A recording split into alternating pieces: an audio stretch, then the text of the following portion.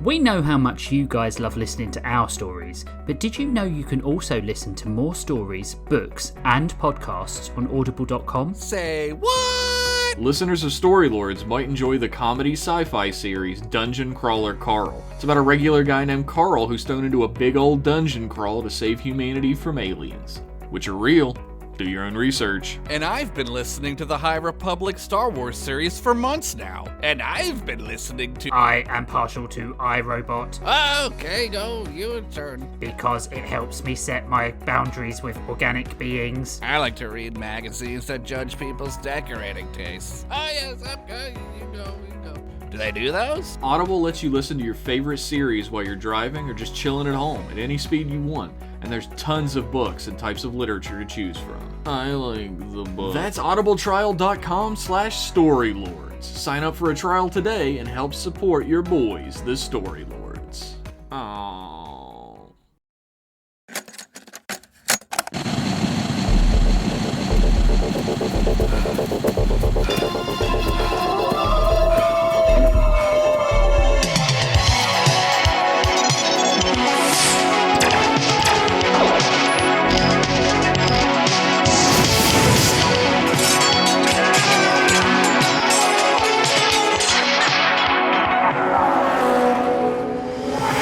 Welcome, Story Squires, to Storylords, the prompt-based fiction podcast with 2 prompts, 3 stories, and infinite laughter. And it's our April Fools episode on April 8th. Yay! That's why they're not expecting it. It's not even what day it is when they're hearing it. No, it's way... Today is April 8th. So, this... I should probably say, I'm Rich Masters, one of your hosts, and with me as always is Josh Henderson. Hi, welcome to Bros Before Pros. And Jeff Pennington. Hey, welcome to Goosebuds. As close as ever going to get to that show. Our sister podcast who has nothing to do with It doesn't know we exist. Our sister podcast. We're just gonna glom on. Just glom. I'm big into glomming. Yeah, now. let's do some coattail riding. What do you think, Yeah, that's fellas? right. We're ride also- some dicks and We're also sponsored by Drawfee. No, we're not really. So, this is our April Fool's episode. So, Jeff had a good idea last year that just For after once. April, For once. This dumb fucker. just after April, I think you had the idea in May that this year we should write in each other's genres for an episode. Yeah. So, this week, Jeff's doing sci-fi, Josh is doing horror, and I'm doing fantasy. Technically, I'm doing sci-fi horror. It's still He's been horror. very specific about this. I do not follow directions very well, as you might know. So I did both of you guys's because we're an odd number, so it could have gone either way, right? Odd number is like the way it should be for switching genres. Yes. Now who's the dumb fucker? Maybe next year he'll get it right. Anyway, this episode, our prompts were clowns and betrayal, which I had a super lot of fun with. But and I think we all did, right? Yeah. Yeah, this was weird. I went totally not funny. Like, this is the least funny thing I've ever written. Wow. Okay, I'm You're looking not forward supposed to to it. tell yourself that. You're supposed to read the reviews and find out. The reviews are going to be brutal. Oh no. Okay. I'm looking forward to this. I am too. I will say, stay tuned to the end of the episode. If you're one of those annoying people who turn off after the story's done, we're making some changes to the Patreon rewards, and that might be interesting to You some don't of get you. any more. That's not true. And they're all I good. like how you call our patrons one of those annoying people. That should we change that? I don't know. That can be a tier. That could be. One of those annoying people. Yeah. But stay... That's the free tier. Yeah. But stay till the end, and we will talk to you about some of the changes that we're making, what you'll get, which is some new stuff. No one's losing anything. No, it's you're all only good. getting It's all good extra stuff that you're getting. Except for their honor and virginity. Yeah, you're definitely going to lose that. Your butt virginities. Sorry. This week, Jeff is going first, and he's not doing spooky vision. He's going pure sci-fi. So let's hope he doesn't step on my toes, otherwise he's going to get fucking fired. Damn, he got fired last night, but I rehired him this morning. I gotta make some quick edits. Could we pause recording for a second? No! All right. The title of my story is Captain Gauss Feed Splitter and the World of Next Tuesday at Around Lunchtime, Episode 1, The Cyber Sinners of Subsection 69. Damn. Wow, that's a long one. In That's what she said. in the inconceivably far-flung future of the year 2024, the world as we know it has been obliterated by an atomic war or a giant meteor or something like that. Yeah. I know could some be of you either are one. hearing that right now and might be like, shit, yeah, or fucking finally, but this is no joke. The world has become far worse than you could ever possibly conceive. And also, it's bad in this sci-fi story, too. I was going to say, John, that I wouldn't anticipate that any of us can anticipate how bad people can imagine things would be. That's true. Especially Henderson. I mean, Now. Yeah. Society has moved deep underground below the uninhabitable scorched surface of the Earth into an endless series of ever deeper, enormous tubes. No one knows why they were already there. Stop writing in asking us about it. The They were already doing it. The disparate remnants of humanity rebuilt as best they could using the ancient records of pre-apocalyptic Earth that survived the destruction. Mostly the Internet Archive and Wayback Machine cache circa 1997 to 2004. The golden years. Shit's crazy, y'all. But honestly, if once you're done with this story, you think it would be cool to live in this time period because of all the laser battles and spaceships and adventure and whatnot, then you're stupid. Because you totally missed the social commentary in the story. And there's definitely some in there, I swear. Anyway, here's my story. I just love the idea that this super serious narrator is like, here's my story. Deep in these subterranean tubes at the command junction between subsection 420 and subsection smoke weed every day, among the rabble of inner spaceships that jockeyed to make it through the choke point of the checkpoint, a place your mama would never want to leave, reside our intrepid crew of heroes. And unbeknownst to them, they were about to embark upon the greatest adventure of their lifetime. butt sex. Nice. No, you have to have an E3 or better traffic pass in order to pass this command junction. You cannot continue on this way.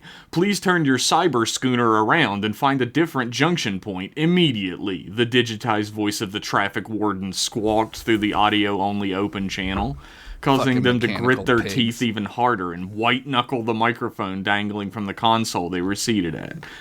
We have E4 clearance, you dumb fucking bastard! I told you that 10 times already! We upgraded our clearances last week at the Department of Tubular Vehicles? The DTV? Ever fucking heard of it? Yeah. Cadet Kiddo screamed into the microphone in front of them. They were seemingly meant to be a child character, but were pretty obviously being played by an adult of indeterminate gender who was trying their damnedest to sound and act younger for effect. The 1950s-style children's cadet costume was doing its damnedest to aid in the illusion, but you were certain that this thug paid taxes. The thug? The double doors at the back of the bridge slid open awkwardly, stopping and stuttering a few times like there were two guys on either side pulling it, before completely sliding back into the wall, revealing the dashing figure standing beyond them. Tall, with a shock of blonde hair gelled into oblivion straight up into a high-top fade that would rival any Kid and Play photo shoot. Damn. A black visor across his eyes, hiding them completely from view, and a red and gold bodysuit with wide gold pauldrons and a sash covered in what looked like merit badges completed his look. Oh my god, he's a hero. What's going on in here, cadet kiddo? Did you sense incoming danger and soil yourself like usual? The tall, muscular man guffawed to himself, hands on his hips jauntily. I'll fucking kill you! Oh, Captain! Welcome to the bridge, sir! Cadet Kiddo changed on a dime when seeing who was addressing them, desiring to keep their job more than their dignity, apparently. I was just having a little trouble with Kiddo turned away from the captain and pressed their mouth tightly into the mic, growling out in a low half-whisper, "Low-level terminal jockey scumbag! Give me that thing before you hurt yourself, cadet!" The captain snatched the microphone and held it up to his mouth, revealing a tiny Errol Flynn-ass mustache on his upper lip to the audience when the camera zoomed in on his smarmy, smirking features. This is Captain Gauss Feed Splitter of the ISS Munchausen's by proxy. What seems to be the goddamn problem, mister? Oh fuck, it's Feed Splitter, a voice said in the background on the other side of the call, followed by several voices shushing the guy louder and louder. You shush, another yelled out, before finally silence befell the line. There's no problem, Captain Feed Splitter. Please proceed through the checkpoint. That's how you do it, dum-dum! Captain Feed Splitter tossed the microphone over his shoulder haphazardly, causing Cadet Kiddo to fumble for it several times before dropping it on the floor and having to awkwardly and bitterly stoop over to pick it back up and attach it to the console. Ultimate humiliation. Naturally, sir, they half mumbled in response. Please state your destination code, the voice chimed back in on the audio-only call. Before Cadet Kiddo could pick the mic back up to respond, someone else chimed in as well. In the center of the bridge of the ISS Munchausen's by proxy, there was a gigantic series of wires, tubes, and conduits going straight up into the torso of a small robotic machine man, whose long, thin, segmented arms were attached firmly to the steering wheel at the front of the cabin. Rich has his finger on his barrister's number. This was the trusty pilot of the ship by the name of Star Fox 69. Please kill me. The robotic man whined metallically into the microphone directly in front of them. Dear God, he's at it again, Feed Splitter groaned out, rubbing the bridge of his nose with his sequin-gloved hand. He never fucking stops. Sir, Cadet Kiddo snapped back. I am forever trapped within the pilot seat of this ship, never to know a moment's freedom, never to understand the world beyond the confines of these four walls. I cannot even take my own synthetic life due to my hands being attached to the consoles permanently. Wow. This is no life. This is no existence. Please end my eternal suffering. Star Fox 69 pleaded mechanically. This character strikes me in a way. He hasn't got footstools, though, Josh. That's true. He doesn't. The patented Star Fox 69 cry for help. Don't robots' lifespans only last like 10 years maximum? You've only got 9 left to go. Stop whining so damn much, Feed Splitter snapped. What the fuck is going on up there now? The voice on the radio squawked back in. Actually, you know what? Never mind. Just go through, please. The massive metal bars on either side of the underground tubular causeway moved aside, breaking the bonds of a huge energy gate which was once formed between them to hold the ISS Munchausen's by proxy in place, allowing it to slowly coast through to the next causeway. Imagine them all covered in wires and pipes and shit that couldn't possibly be used for anything considering where they were and how big they were and shit. Mm-hmm. Like the Matrix sequels, look. You got it. Yeah. Who made those tubes? That's a good question. The inner spaceship taxied forward into a sea of other ships of various makes and models, as to make your head spin at the wonders of the setting, but I'm not going to describe them at all. Thank God. I could if I wanted to, though, but I'm not. Page count. As the ship got on its way, another figure traipsed through the still open double doors at the very back of the room, giving them a perplexed and pausing look for a moment, and then stepping through. A gigantic 8-foot-tall dog woman stood in a chainmail bikini, even though she was covered in massive shaggy dog hair, which hung from her, making her look like a gigantic ripped-ass Afghan hound. Wow. What? She had a butt-fuckingly gigantic battle axe strapped across her back with a dozen crisscrossing leather straps, which were mostly lost under her luxuriant coat of golden fur. This was the You're really tickling someone's fancy. Yeah, right now no with doubt. This was the security chief of the ship, Gorax the Abominable. I thought you were going to call her Mr. Woof for a second. Mr. Woof. Aroo, Gorax stated. Oh my god, it's Tim Allen. Waving absently and then taking her post at the right of the bridge with a heavy plop onto the far too small seat. Everyone just kind of went about their business. Was this a bad way to introduce a character, do you think? They just walk in and sit down? I don't know. Write into toonhoundspod@gmail.com with your suggestions of how I could have done that better. She did say "aroo," so I don't know. What more could you have done? Wait, cadet! Captain Feedsplitter bellowed, pointing at the 8-bit view panel at the front of the ship where a windshield would go if it were made good. Isn't that ship there the conveyance of Grissom Graves? No. Cadet Kiddo reached into their breast pocket of their uniform where a fake tin star was pinned and returned with a pair of small circular reading glasses, placing them on their face and then peering awkwardly at the screen with a squint. I guess? Why does it matter? Fire the beam cannons! Feedsplitter called to action, slumping down into the captain's chair at the back of the room in that classic Kirk pose, but his juicy, muscular ass caused him to slide out of it a couple times before he managed to right himself. He looked around the room to make sure no one had noticed. What? Are you out of your mind? We're in a junction point between tubes. The W3 Council has their lapdogs, the antivirus core, all over the place here. That's like the cops, by the way, Cadet Kiddo started expositionally. If they find out we're backspacers, which is our term for illegal bounty hunters, we'll be in McAfee quarantine in minutes. But by the time that Kiddo had stopped yapping, Gorax had already fired the lasers, which, thanks to this being a non-combative zone in the middle of a police truck stop for all intents and purposes, did not have its electromag shield activated and exploded into 10,000 bits and bobs in an instant. Jesus. Bullseye! That'll teach you to be in a better science fiction franchise than me, Buster! Feedsplitter said with the biting satisfaction in his voice. Cadet Kiddo stared, jaw agape and eyes bulging, at the blipping 8-bit conveyance of Grissom Graves on the screen, popping into a little shower of fireworks and then disappearing, while 100 points popped up in its place. Is that it? They turned their gobsmacked features towards Gorax. Gorax said with a big smile and an over-exaggerated shrug. Best character. The studio audience all began to laugh and clap, and Gorax crossed her arms into a b-boy stance and gave an irreverent grin in response. Now I gotta buy this figure like ASAP. The sound of police sirens in the distance, which you can somehow hear from inside a ship, prompted Cadet Kiddo to fire up the engines as hard as they could handle and drag ass out of there down the southbound tube towards subsection 69. The southbound tube. The hardest fucking, most despicable ass scumbag subsection since subsection yo mama's nasty ass back meats.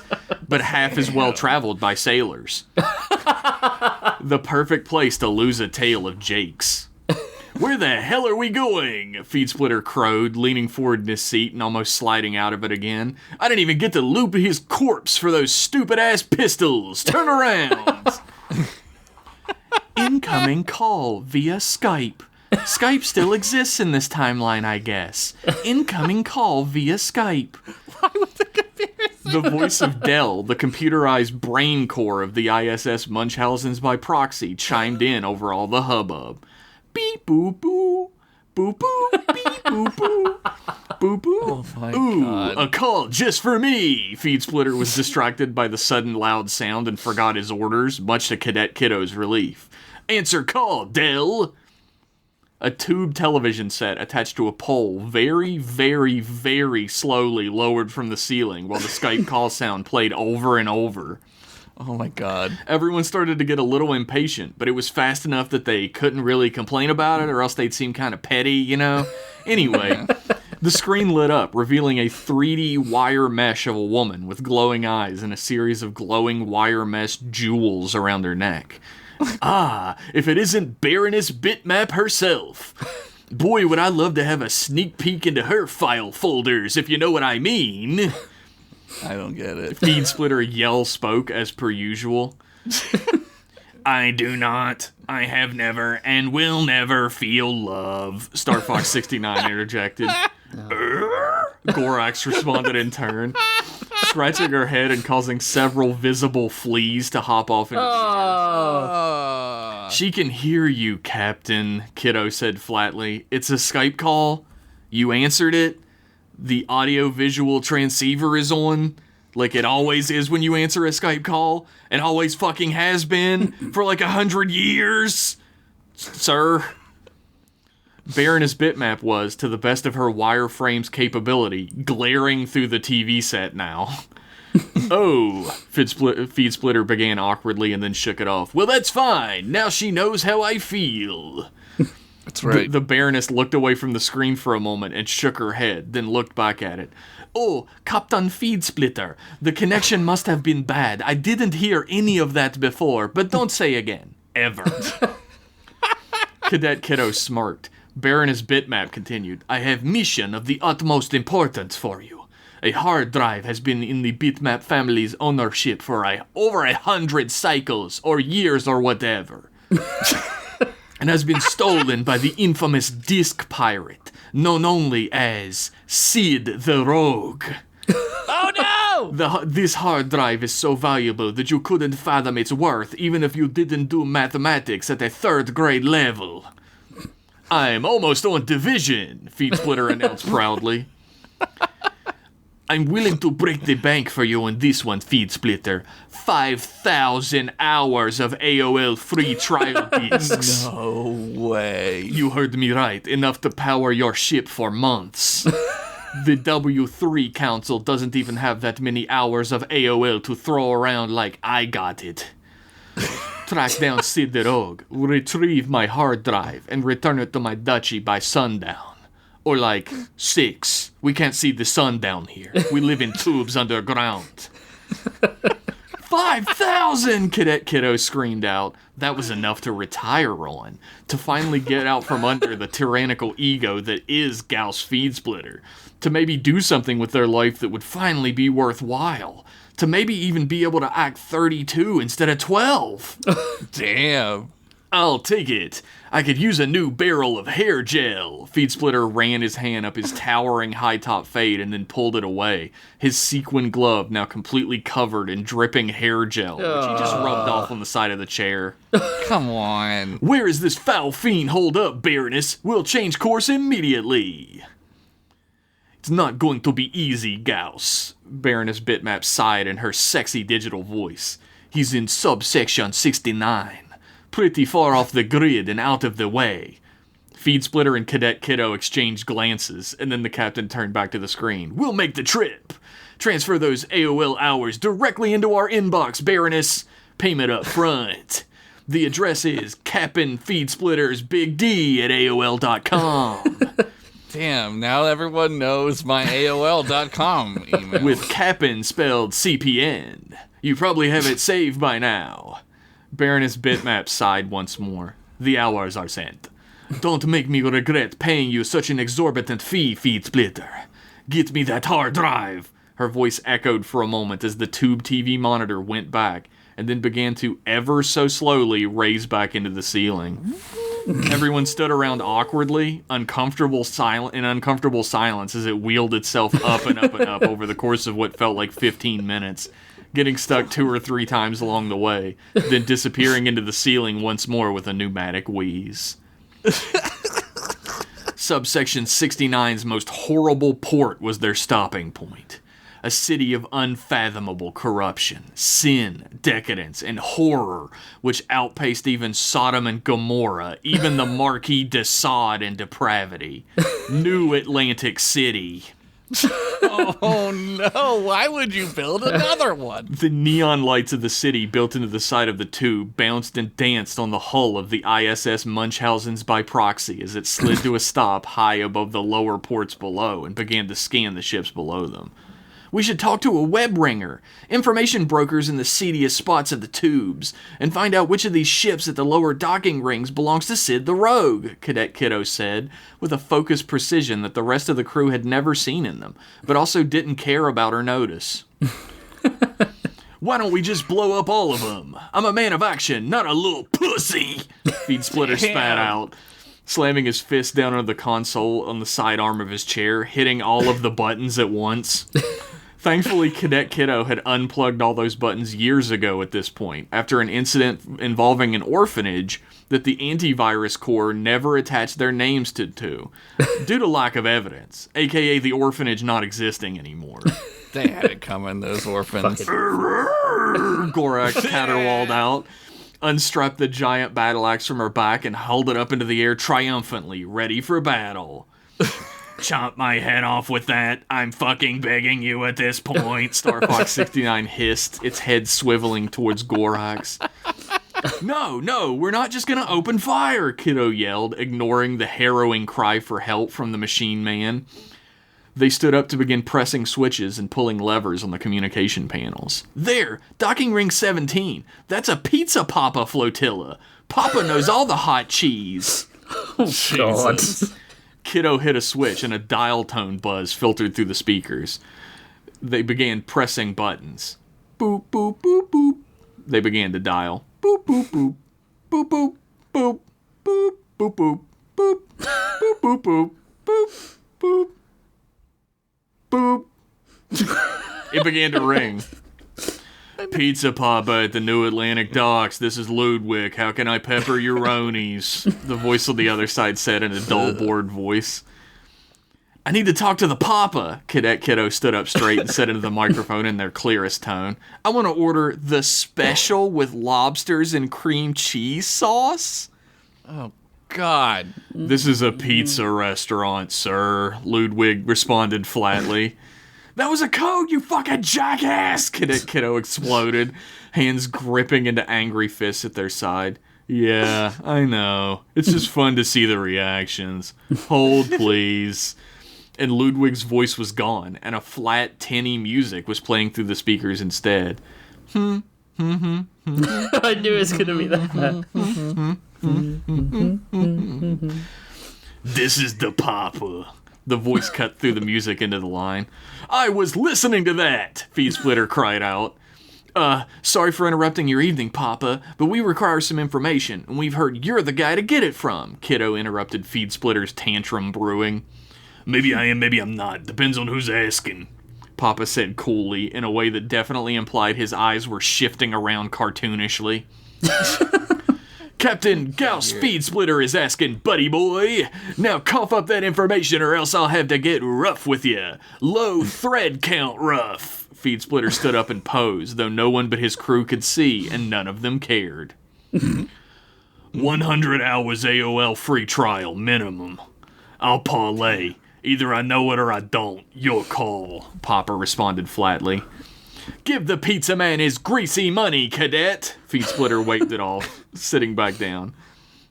A few switches and keystrokes later, and an email with the AOL free trial codes was sent over to Pizza Papa Express at pizza.cheese, where several payments had gone before.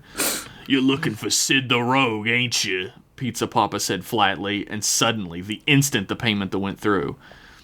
He's reading my mind! Make it stop! Feed Splitter grasped his head and began to writhe around in his seat. No, you gobba fool!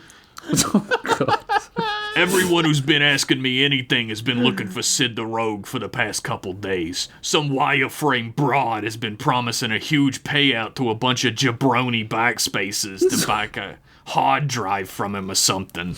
He's been killing them off and selling their ships at high price, waiting for him to hail him and to surrender, and then wasting them. Pizza Papa laid out the plot we had missed expertly. Nice. Now I'm caught up. We weren't the first, Cadet Kiddo said, shocked, but then looked at Feed Splitter, trying to not be noticed, sneaking bites of a tuna fish sandwich in a bag. At Star Fox 69, trying to use his metal mouth to gnaw through his own metal arm.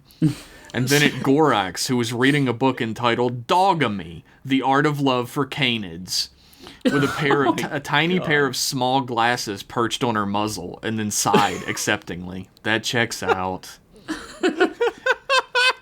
It doesn't matter. Did she speak English? Yeah. It doesn't matter. None of this matters. The only thing that matters is you telling us which of these hunks of junk in your shitty docking ring is where Sid the Rogue is hiding out. Then we'll get that hard drive and get those hours, baby. Feed Splitter spat out between heavy bites of tuna sandwich, hiding the plastic bag behind his back as he did.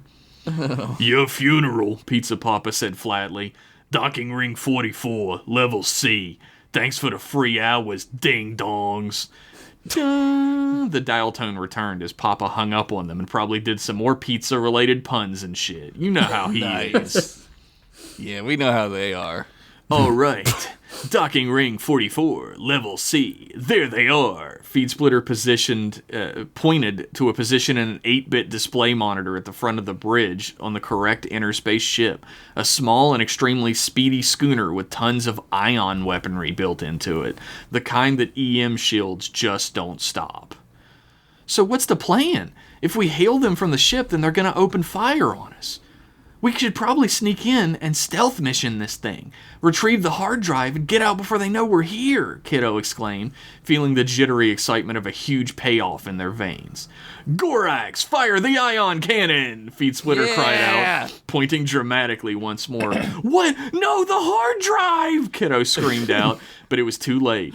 Gorax had slammed her fluffy hand down onto the weapons panel and had fired every bit of ionic energy left in the cannon's reserve in one monolithically horrible flash of destruction, which instantly eviscerated the entirety of Docking Ring 44.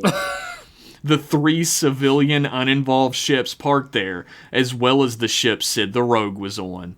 In the beam's wake, nothing was left, just a gigantic hole in the docking ring where the blast had occurred. Cadet Kiddo stared in pure shock, a single tear running down their cheek. What? Another job well done, Captain Feed Splitter announced, standing up and propping one foot on the panel in front of him, Riker style. Now to collect my well-earned reward from that titillating Baroness bitmap. The hard drive she wanted, Feed Splitter. The hard drive we got paid to return was on that ship!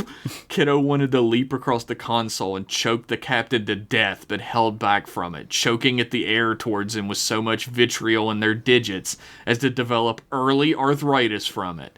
But you know, not too early. Oh, right. Well, Feed Splitter tilted his head thoughtfully. Damn. Gorax called out, trying to get everyone's attention. We've been trapped in a sudden tractor beam, Feed Splitter responded in shock, posing dramatically. Neither of us can understand what Gorax says, Feed Splitter. We both fucking know that... Oh, wow, we are caught in a tractor beam. Kiddo was suddenly silenced.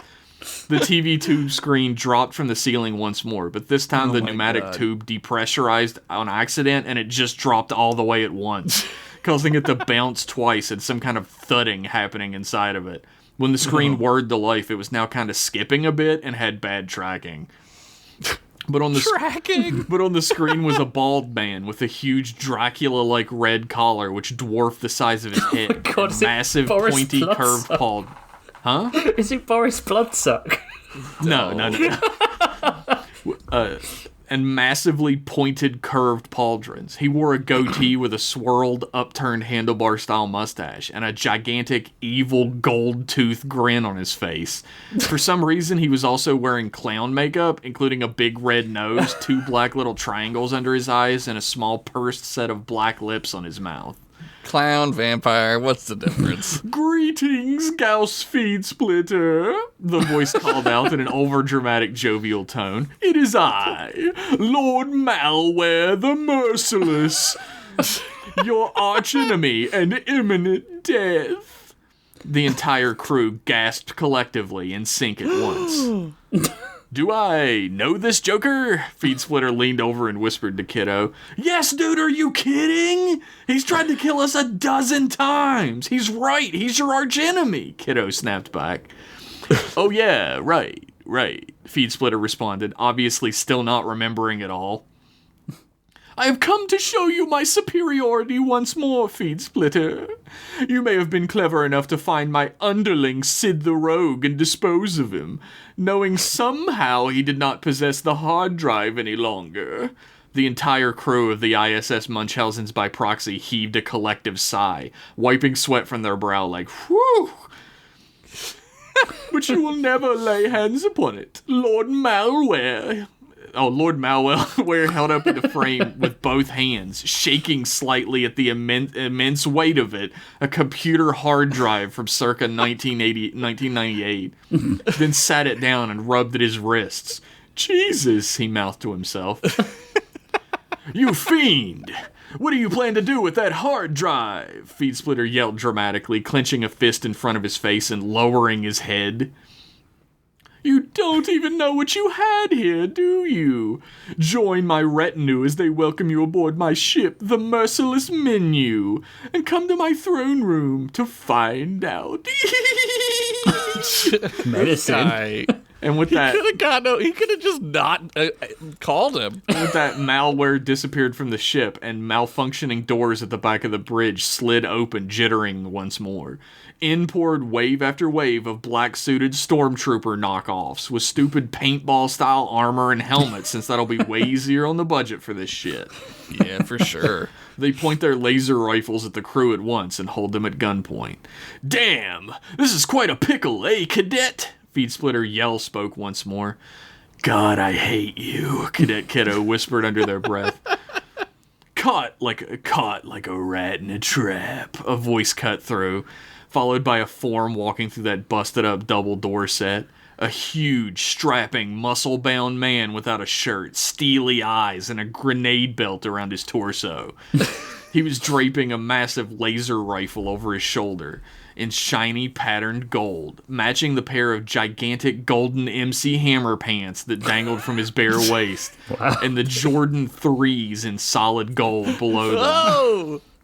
Those are hard to get. He grinned a wide, perfectly toothed white grin and continued. You can thank me, Henry Rosalar, king of disc pirates, for this setup. Lord Malware will pay a pretty penny for your hides. Do I know this one too? Feed Splitter whispered to Kiddo. I'm not the only one who would like to kill themselves now, am I, Cadet? Starfox69 interjected.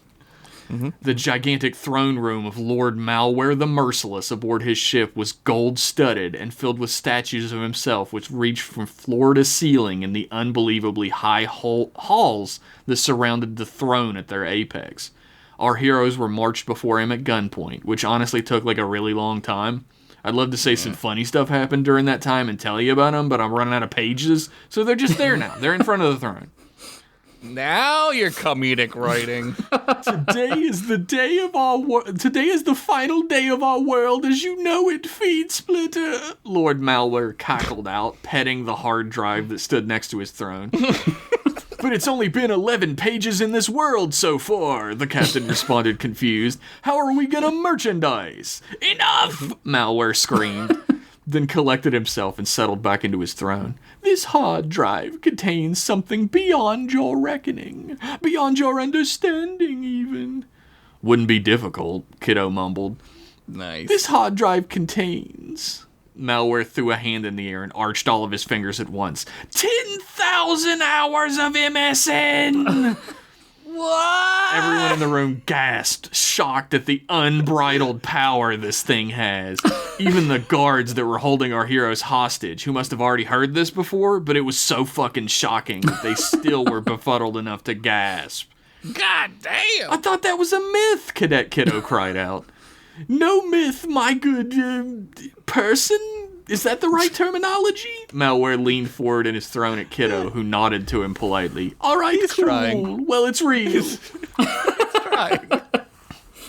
What could you possibly need that much power for, you space cad? Feed Splitter snarled. Gorak screamed in agreement. I'm glad you fools asked, Rosalar, Malware commanded with a sweep of his hand. Rosalar reached up and grabbed onto the edge of a gigantic red curtain-style tarp, which he yanked down off of the unbelievably titanic object it covered, revealing beneath it a huge purple-colored space laser cannon pointed up and through the ceiling of the throne room, through a huge slit in the ceiling. Now, how did I miss that? Feed Splitter muttered to himself. This is my masterpiece! With the power of 10,000 free hours of MSN, I will fire this ionic cannon straight through the surface of the Earth! And nothing can stop me now that I have you in custody! The megalomaniacal villain threw his head back and began a high-pitched, ear-rending cackle, his fingers bent at strange angles as he held his hands aloft at his sides. But like, why though? Kiddo asked. Lord Malware instantly stopped laughing. Well, I just feel like it, okay? Yeah. Fair enough, I say, Feed Splitter said in return. Malware leaped off his throne and picked up the 3 colored USB wires and shoved them into the back of the ancient hard drive, powering it up and cackling maniacally the entire time. As the energy pulsed and surged into the giant purple space laser, Rosalar looked up at it and then back over at Malware. Are you're seriously gonna shoot a laser up to the surface and cause all that radiation or whatever killed society to come down here? Why the fuck do you think I just go along with that? Well, why wouldn't you? It's super evil and cool, Malware said, hands on his hips. Rosalar, staring directly at Malware, simply unholstered his laser pistol and fired it into the junction box on the side of the laser, causing it to explode instantly in a shower of sparks and power down. My trusted lieutenant, you have betrayed me! Malware screamed out to the heavens. I'm a freelance contractor, bud. I work for myself. Rosalar walked over to the escape hatch and yanked it, violently depressurizing the area around him at once. Peace out, bitch! And then he was sucked out of the ship all at once, disappearing into the darkness outside. The power surge is creating a feedback loop through the ship. It's gonna explode. We gotta get out of here, Cadet Kiddo yelled out. But upon looking around the room, all of the guards were already gone. The only ones left in the room with the giant, slowly exploding space laser were Feed Splitter, themselves, Gorax, and Lord Malware. Oh shit, we're actually well and fucked, huh? Malware said plainly. I probably should have thought about how close I'd be to the laser when it went off either way, huh? Well, that's egg on my face, as they say. Yes, they do. Don't worry, my intrepid crew and the other guy. I'll get us out of this one just like I've gotten us out of 1,000 scrapes before, with my wits and ingenuity. Or my name isn't Captain Gauss Feed Splitter in the world of next Tuesday around lunchtime. Feed Splitter posed, a finger held high into the air and his fist placed firmly on his hip, a gleam of light twinkling in his 2 white teeth. So anime. I'm so unbelievably glad you're about to die, Cadet Kiddo said loudly and plainly. How will our heroes get out of this pickle? Can Gauss Feed Splitter rub his 2 brain cells together long enough to come up with a way to save his beloved crew? Why didn't I do more with the Star Fox 69 character? That was a pretty good joke. It could have been expanded on. Who will save New Atlantic City from utter and complete destruction at the hands of a giant purple space laser beefing it? Find out in the next exciting adventure of Captain Gauss Feed Splitter. The end. We gotta wait till like next year? I'm definitely going to remember all of those details. Well, I'm out of a job after this, so. That was so it was good. It was very, I like the way you lent into every fucking cliche you possibly could. Absolutely true. Yeah. What's his name? Zap Brannigan. Oh, Gauss Feed Splitter. Yeah, and fucking, it was very, like, Galaxy Quest. Yeah. Yes. It was good. Dang. Also, a lot of reboot Yes. in there. There's a lot of reboot. There's a lot of Matrix. riding around on the Nebuchadnezzar. Yeah. Yeah.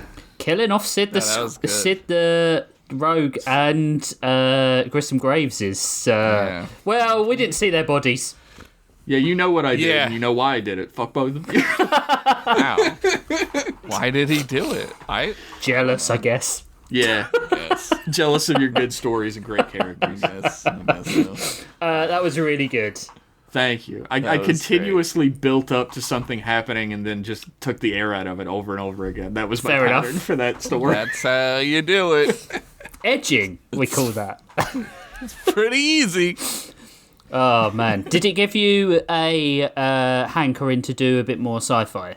Yeah, I mean, it was exceptionally fun not to have to balance Yeah. horror and comedy for once. Because it always feels like I'm leaning too heavily on one or the other. Like, it's not funny enough or it's not scary enough. This time I just fucking went joke, joke, joke, joke, joke.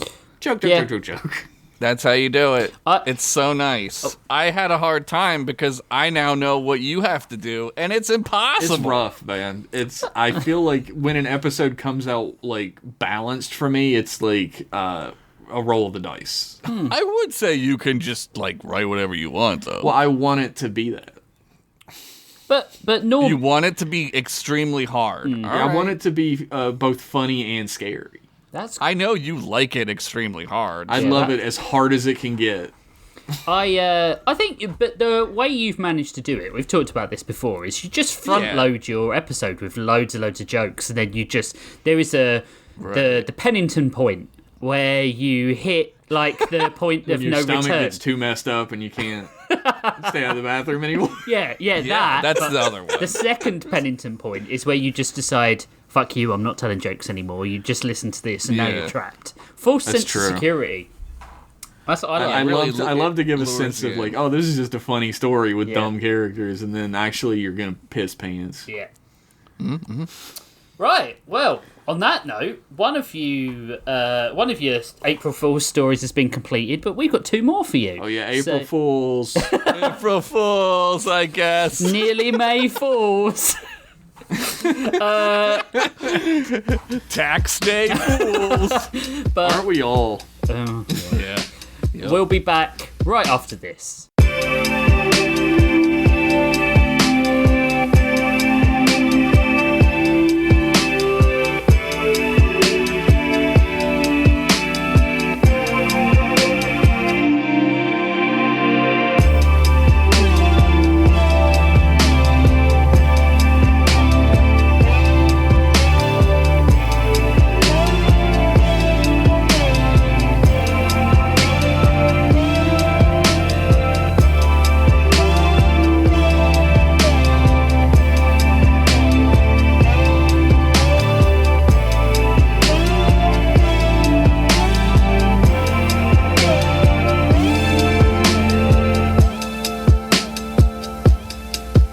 Welcome back, everyone.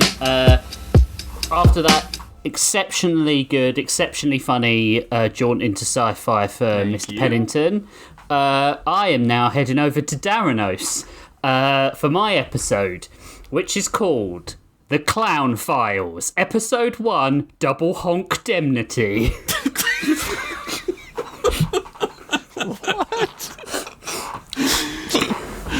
To the north of Daranos' map, far north, past the sketch of the dragon playing that sweet double bass while two lady dragons in chainmail bikinis where you could just see Nip giving him the breed me dragon daddy eyes, lay a little archipelago that was isolated and forgotten. Like it was so far north that it's probably where that catalog girlfriend you had in your wallet came from. Your friends didn't know her. She went to a clown college on another continent. Anyways, this island was so far north that the god of Daranos doesn't bother talking about it much on account of how he'd have to set his all-sea spy satellite to a different setting just to see what was happening over there. And that would mean lifting his delicate little tootsies off his footstools and walking across the room to his satellite machine. And he isn't doing that now, is he? Not a All chance. right. Can we? All right. All see spy satellite. Yep. At least. You know what? Go on. Go ahead. Glass houses, Josh. Glass houses. That's right. That's right. Anywho's, we begin our tale of betrayal on this island. This island where it's always dark, casting the city in only black and white tones. Because Theranos is on some weird orbit or some shit because of magic. Yeah, because of magic. Shut up, Josh. I don't want to hear it. There you go. That's better than the last one you did. You were like a step too late to tell Josh to shut up. You didn't want to hear. Oh, it's not the last time. It's always dark, I hear you saying, because I ain't got round to taking my antipsychotics and whatever is left in last night's whiskey tumbler yet? Won't that mean society lives in an endless despair of lack of vitamin D? Well, voice in my head, that do be a kinda specific question for a psychotic break, but I will elucidate. 1. Your mother always gets all the vitamin D she can take, and she can take a lot, believe you me. And 2, there's no sadness. It's always funny here, you schmuckus. See, this, my friends, was the United States of Shamerica, a continent of clowns.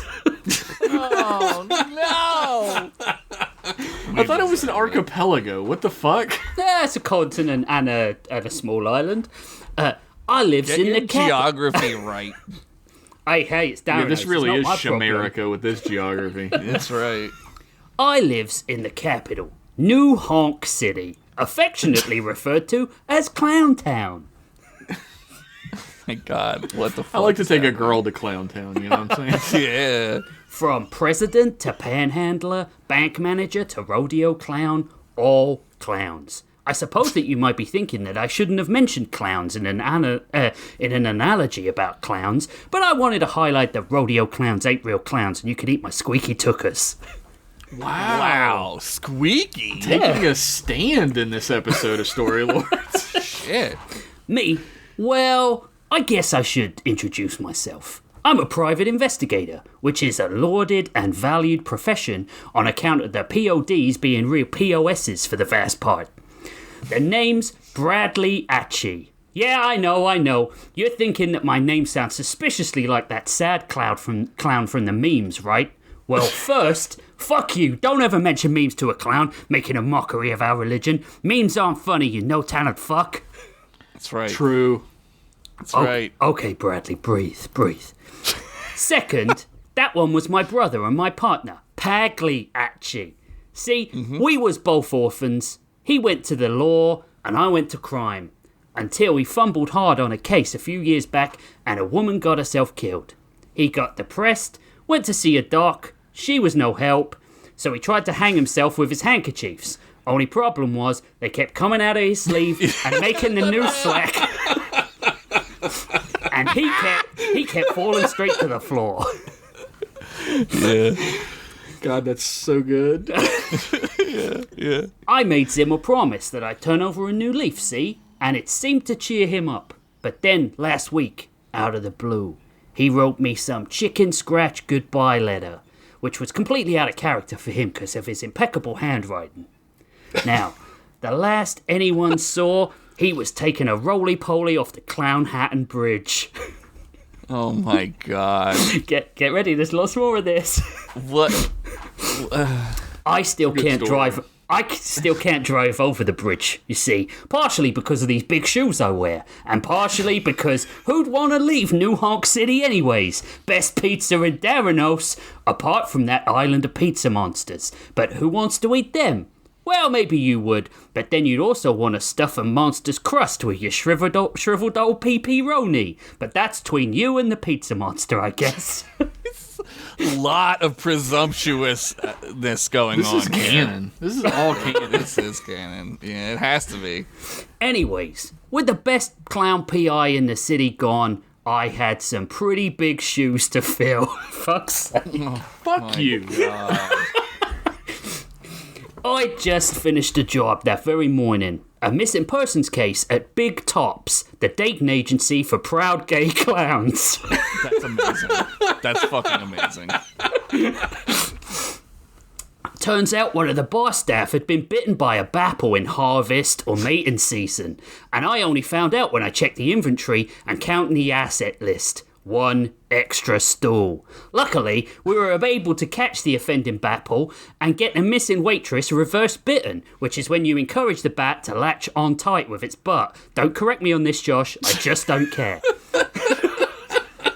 And I'm stealing that. Thankfully, it worked. It could have been messy. We could have got batshit on a perfectly good bar stool. God forbid. I knew something was going to foul up my morning the moment my all-see intercom buzzed. Oh my God. It's just so lazy. The skeleton dame in a blonde wig I called my receptionist, and who called herself Phelbus the Ever-Living, talked in a guttural growl. She was a succubus, but she was the best organizer I ever employed, even though she had a voice that could cut through the fabric of reality.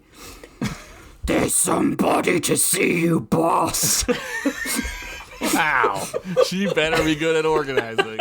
She said, hasn't got an appointment. But do they have money? I don't know. What am I, your receptionist? Son of a lich. When I get enough souls, I'm out of here faster than misinformed bullshit out of a boomer's mouth. She buzzed the visitor through, and I instantly realized my mistake. I saw that sexy silhouette at the window. Size 17 high heels, hair like 2 ice cream cones sticking out the side of her perfect head, casually juggling. Oh my God.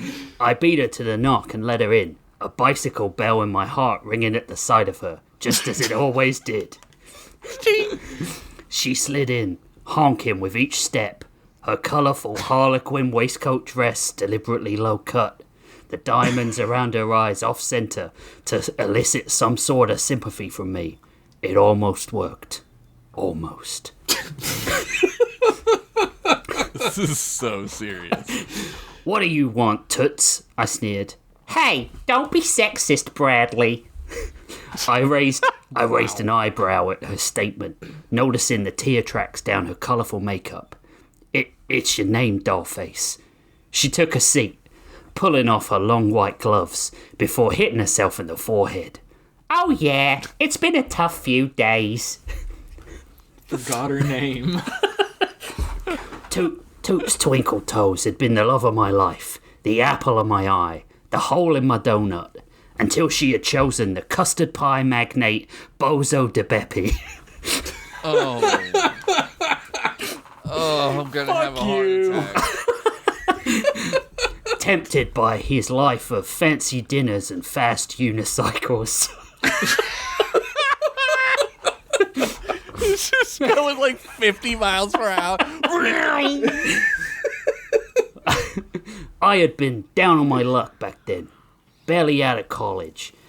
Barely out of college. We didn't have much, and Toots left me for money, twisting my heart like a balloon sculpture of a merc monk. It was it was funny money, but in Clown Town, what other type was there? Wow. Holy shit. Drink, I said, trying to keep my heart from doing flip-flops in my ribcage. Bit early, isn't it? She side-eyed me. I meant seltzer, I lied, pulling 2 glasses and a comically large bottle of seltzer from the counter. She held her glass as I sprayed the seltzer, predictably losing control of the bottle. It went everywhere, spraying her so hard that it left a dry patch in the shape of her on the wall behind. Oh my God. She eyed up the 1 drop that had gone into the glass and downed it in one. Man, she must have been shaken up. I was sorry to hear about your brother, Bradley, she muttered. So sorry, I keep forgetting to do the accent. She muttered, seltzer dripping off her nose. Pagley was Why are you here, Toots? I interrupted, the sound of my brother's name in my ear too raw, like a bad joke, or a fucking meme. Didn't you do enough damage the last time? You want to choke the life out of me with my own comedy bow tie too? She looked up at me as if I'd slapped her with a pillowcase full of anvils, which, to be fair, was one of my acts back in show business, so I understood why. You mind if I smoke? She whispered, and then I shook my head. When I shook my head, she took out a lighter and set fire to her satin dress. As it went up and billows of smoke poured from her dress, she ran in a circle on the floor like Curly, whooping, then used a seltzer bottle to put herself out. Holy fucking shit. It was an obvious ploy, and I'd fallen for her seduction techniques too many times for them to work on me anymore. Bozo is dead. She held back the tears, and I appreciated that at least. I had no time for her crying over the man she left me for. He got in deep with some unsavory types from the Mime Kingdom, owed over 1 million spondoolies. Goddamn, I thought, that's a lot of spondoolies. Well, why darken my door? I got as much love for Bozo de Beppe as I have from end-stage cancer of the funny bone. Only one person can make that joke on this show. She looked at me, all big eyes on account of the big diamond shape she had painted on. I need answers. Please, Bradley. For me. For what we used to be. She came up on me, and it was all I could do not to run my fingers through that orange polyester wig. Wait. Alright. The dame juggled my heart as well as she juggled balls, especially my balls. This is poetry. I needed to be free of her, and although a no formed in my head, my lips said, okay.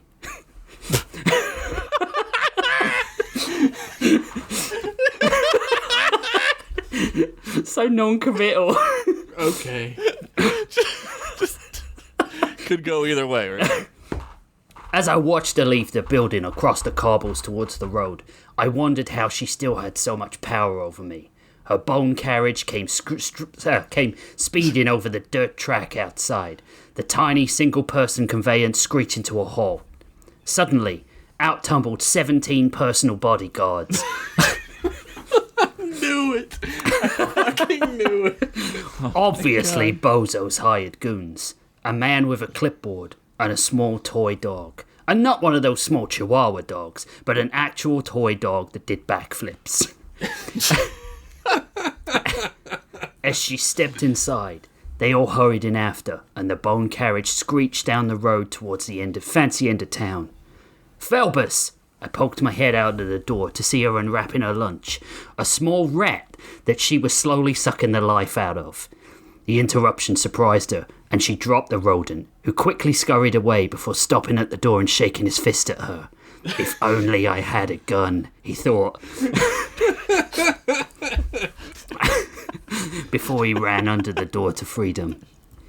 Damn you to the pain mines. We aren't all made of internal digestive systems, Bradley. That was my lunch, she snarled. Hey, call me a carrier pigeon, will you, kid? I gotta see a man about a dead body. I took a fresh gold coin out of my pocket and tossed it to her. Lunch is on me. Call Kentucky Fried Cockatrice, or Harpies, or Olive Garden, maybe. Oh my god. Oh, man. This show was a mistake. 10 minutes later, as I stood on the roof, my trench coat and my bow tie blowing in the wind, I realized how messed up this really was, and that I was obviously still cuckoo for Twinkle Toes. I hadn't discussed pay, details, what to do if I found anything. I just accepted, like the clown I was. Men like to convince themselves that dames are manipulative, but really, they were just fooling themselves. They wanted a sweet caboose to play ringmaster with. The carrier pigeon, an enormous 15-foot-high golden eagle in a cabbie's hat, landed on the roof. Someone I was familiar with. Hey, Joe, how's the kids? His giant talons grabbed me around the armpits, and he took off with a wave of his giant wings. A pain in the tail feather, Archie, I tells you. My youngest giving me the avian agita. Oh my god. So, where am I taking you to this fine morning? Much as I didn't want to, much as I knew death messed with my cheery disposition, I needed to see the body, to see the scene of the crime, before I went asking questions. And that meant sticking my big feet into a whole mess of big flat feet. Downtown, and flap on it, Joe. Man. I mean, there's like 6 more pages of this. Oh my god. Inside the custard pie factory, crust incredible. PODs were on the place like it was a brown-skinned teenager. Oh my god. Oh no. I mean, man, the jokes are there. Well, I'm just telling them. Yeah, you didn't write them. It was like this was a no body cam zone or something. It was like the time Gonzo's wig factory was turned over and the PODs were all combing the area. Oh. This show was a mistake. Josh is right. Not this episode. The entire the whole premise show, of this show. beginning to end. From whenever till now. Insert other clown police jokes here. A familiar, grizzled, overworked face came over to the POD cordon at the side of me and shook my hand. It was my brother's old roommate from back in Clown POD college. And now detective, the great Zippo McCluskey. The great. He was one of the only good ones. As straight a die as you could get in this crooked town.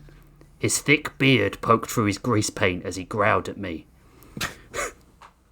Good to see you, Bradley, he muttered, as we passed the scene of crimes officers who were stacking delicate equipment onto a tray that a stilt-wearing officer was holding. When they were finished, he went 4 steps before falling, all the evidence and equipment smashing to the ground. They all cheered, and then realizing what they'd done, sighed deeply. It was tough being a clown.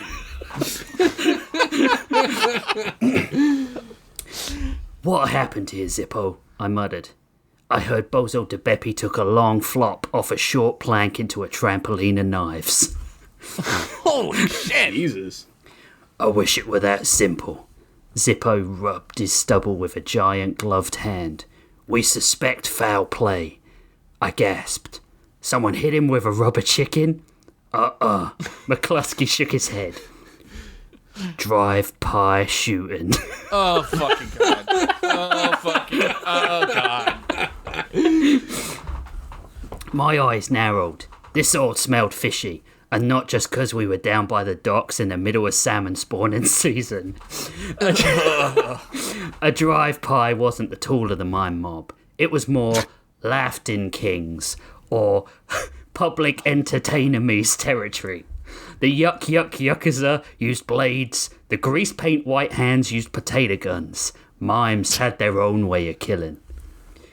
Anyone see anything? I asked. We got a mime back at lockup, but he ain't talking.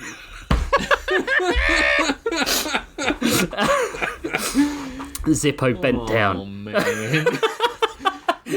You're just You're just disappointed with yourself for laughing at these. I can't. I can't. Zippo bent down. Zippo bent down and lifted a sheet off the body of Bozo de Beppe. His eyes small X's and his face covered in banana cream. No one deserved that. I gestured and Zippo let the sheet fall back over the corpse. Mind if I have a word with him? McCluskey was a true gent, a stand-up comic. He didn't have to give me access to the suspect, but he did. Use the dead side. On the condition... Help me. Still 6 more pages. Still. Well, Writing it as I'm you're on going? 5. I'm on 5. Sorry, I thought I was on 5 before, but I'm on 5 now. On the condition that I wore an all-sea wire. It was a simple enough request to try and pull something out of the mime. The room was... I'm like seeing literally like a crystal ball under the shirt. Like you see the whole circle. Like a little, like, bulge. Yeah. The room was tiny and oppressive, with nothing but a table and 2 small chairs in it. Still, it didn't faze the suspect, as he pretended to be in an even smaller box. God. This is genius. I don't know. Fucking mimes, I thought. Mr. Gigglesworth? He sat smiling at me, his head turned to one side, weighing me up as I sat down opposite. I'll cut to the chase. I know you didn't kill the Beppy. He's not worth talking about in the mime kingdom. Small potatoes. I watched as the mime registered my honesty, using his finger to lift his own eyebrow. But I think you're being set up for a fall. A real one, not those pratfalls mimes do. You know, New Honk City can be volatile. Clowns, jesters, ventriloquists, mimes, those living statue fucks standing around as if that's some sort of art form.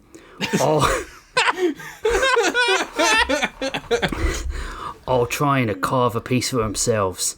But there's only so many laughs in the city, right? The mime shrugged, then pretended he was being squashed by a ball that had fallen onto his shoulders.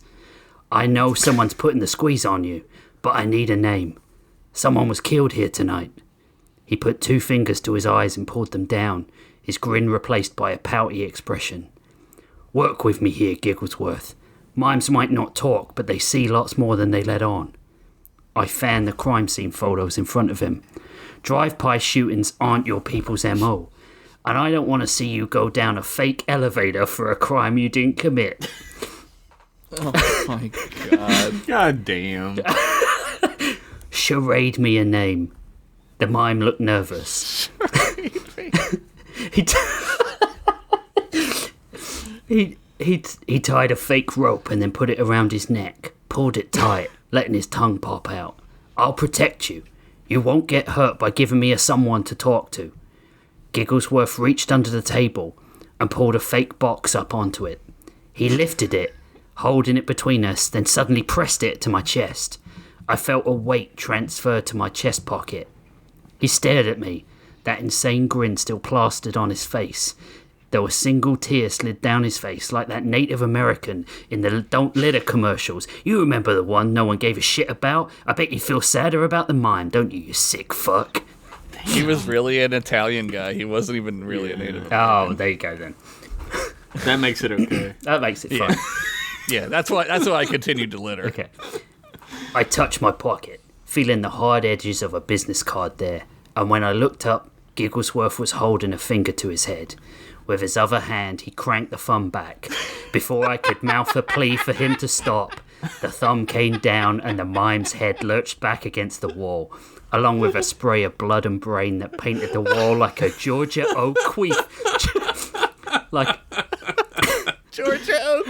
a Georgia O'Keeffe painting. Addendum, I know it's O'Keeffe, don't start with me. Is anybody gonna not get that joke? I heard clapping from the other side of the wall and calls of bravo before McCluskey told them to shut up, that it was real. I got up from my chair and moved to Gigglesworth, but it was too late. He was a mess of blood and a head that finished halfway up his temple. Oh my God. McCluskey tore into the room, putting his hands to his tall, pointy hat with a trilby brim. Fiddlesticks! Yes? Came a voice next to him. Go get CSI starring William Peterson in here. The good one. He took another look at the body. Sweet cheese and crackers. 2 small officers who travelled by holding each other's ankles and rolling in a ball rolled into the room.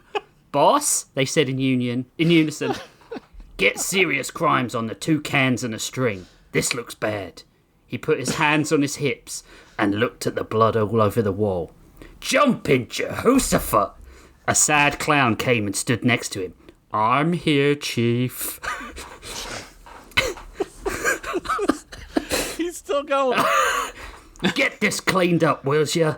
The sad clown grimaced at me and shuffled to the wall, then pulled a handkerchief out of his sleeve and squirted his chest flour at the crimson stain and began wiping it off. Zippo turned to me, chewing his fingernail.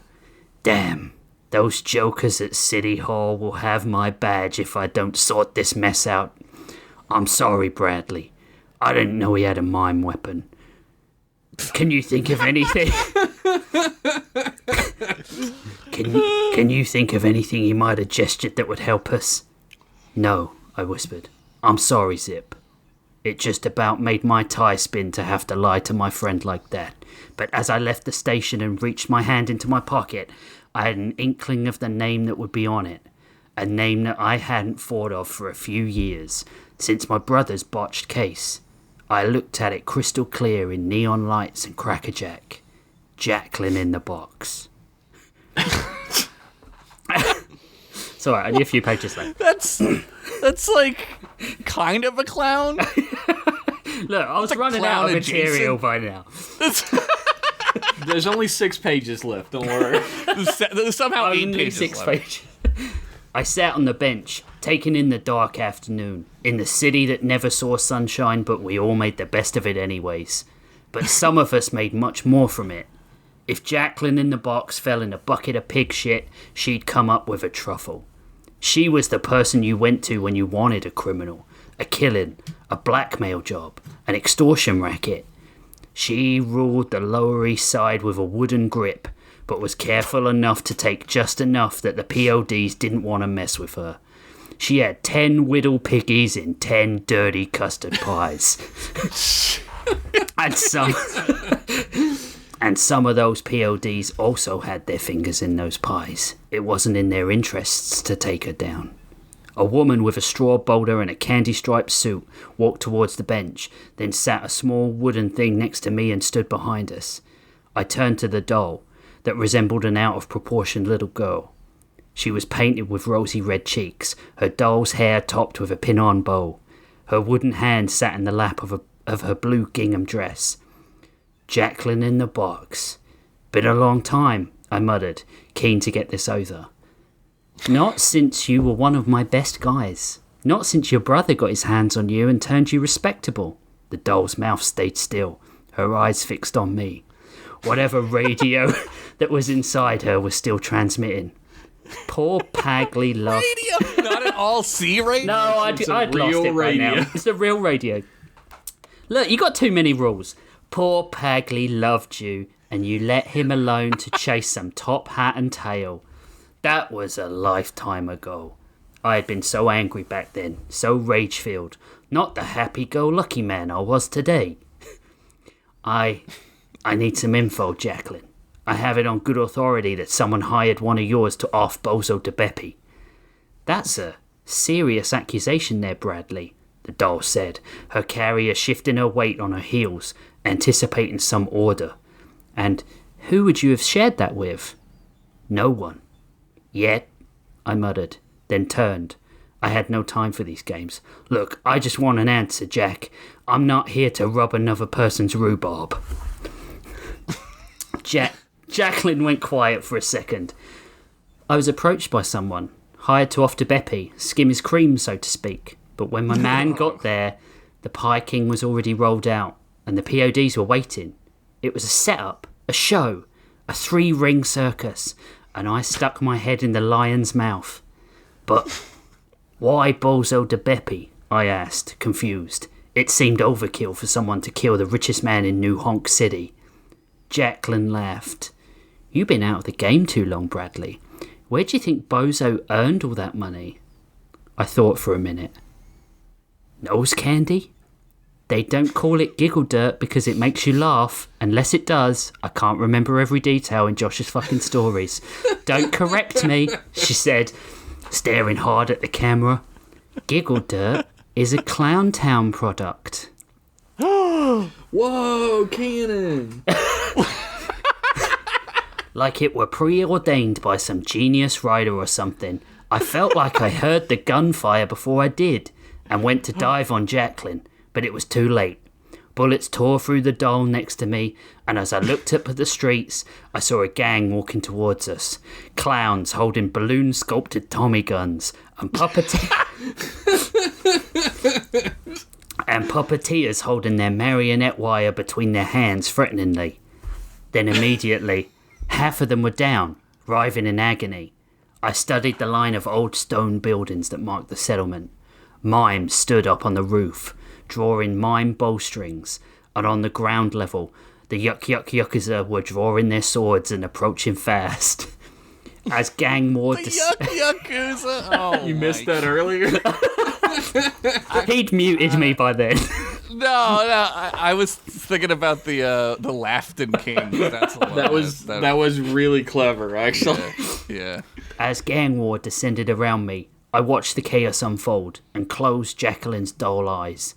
I heard gasping behind me as Jacqueline's handler was clutching her midriff. I crawled to her, avoiding mime arrows and rubber bullets, then pressed a spotted handkerchief to the tangerine-sized hole in her stomach. "Stay still, I'll get help." "Silly boy," she said, as the handkerchief turned red instantly. "They've destroyed both my bodies. I won't last long." Her hand went to my face. "You were always one of my favourites, ever since your mum and dad died in that tragic yet avoidable stunt motorcycle accident." "I'm sorry, Jacqueline," I said. She smiled. "You knew?" "I didn't want to ruin the performance," I admitted. "Also, I'm not a fucking moron. You walked around with the doll 24/7. Do you have any ideas who might have done this, Jack?" "Oh, Bradley, you always were dumb when it came to women." She looked at me one last time, then her head fell slack, her painted-on smile still on her lips. My heart stopped as the final piece of the puzzle fell into place. It was the middle piece, so I should have seen the whole image about 5 pages ago. But it's been a pretty hard week, and I ain't got much shut-eye, so throw a dog a bone, okay? Toots Twinkle-Toe stepped onto the dartboard holding 2 large suitcases filled to the brim with spondoolies. She knocked on the small ticket office door at waist height. It opened with a creak to reveal a small monkey with a ticket machine.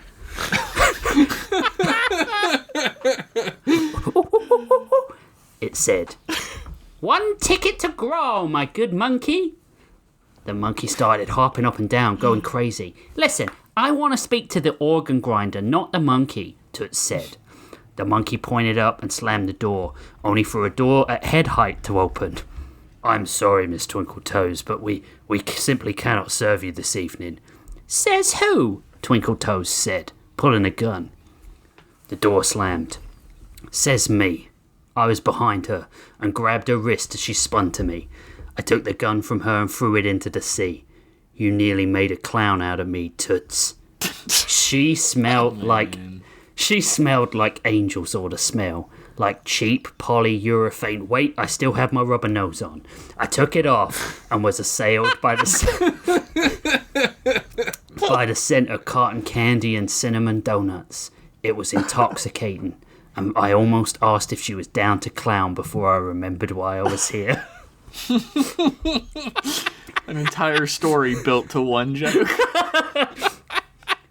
"You've been fooling everyone, Toots, and not in the humorous way that has been littered through this case, but in the death-dealing way." She looked ashamed, the way only someone you loved could make you feel. "He was hurting me, sugar. I was afraid." "Sure you was, Toots. So what about the hit on Jacqueline? To cover your tracks. Was that fear too?" She rushed up on me, her gloved hands on my chest. "I grew up poor and used. I didn't get too many choices. Come with me, Bradley. We can live on a beach sucking down apple teenies for the rest of our page count. There'll be clowns to the left of us, jokers to the right, and we'll be stuck in the middle together." Jesus Christ. Oh my god. "I can't, Toots. You know that." As she backed away, she pulled my revolver from my pocket. "Well, probably for the best. I'm not good at sharing the spotlight." "Is that why you killed Bagley too?" The words were ashes in my mouth. Because you couldn't share me with anyone else. I needed someone I could manipulate working the case. I knew you'd pick up after your brother if he took the long goodbye. Her eyes were wet. She genuinely regretted hurting me. How did you know? I didn't, Toots. You just told me. I lifted my shirt to show the all-see wire Zippo had given me. Still recording. Along with the entirety of the new Honk City PLDs. Bars of red and blue lit up the docks, strobing her face, her scared, perfect face. You remember the best way to kill a clown, don't you, Bradley? You go for the juggler. She pulled the trigger. Alright, I think your story's over. Look, none of these jokes or cliches have not been used in a noir, okay? Or a clown story. Or in any story that anyone would want to hear. She pulled the trigger, only for a bang flag to come out. But it may as well have shot me for real, the way my poor schlub heart burst in my chest. As the POD bone chariots pulled up the rickety docks, Toots ran, despite my calls. At the end of the pier, two mimes were walking along carrying something. I tried to warn her, to beg her to stop, but she ran headlong into an invisible plate glass window they'd been holding. I fucking knew it. It shattered, cutting her into more ribbons than a confetti cannon at a clown mitzvah. I walked. Very specific. I cartwheeled over to her, crouched down to her lifeless body, and lifted her still face to mine. She was deader than vaudeville, beautiful but dead, inside and out. I wouldn't cry, 'cause like Smokey Robinson said, there ain't too much sadder than the tears of a clown. I stayed like that.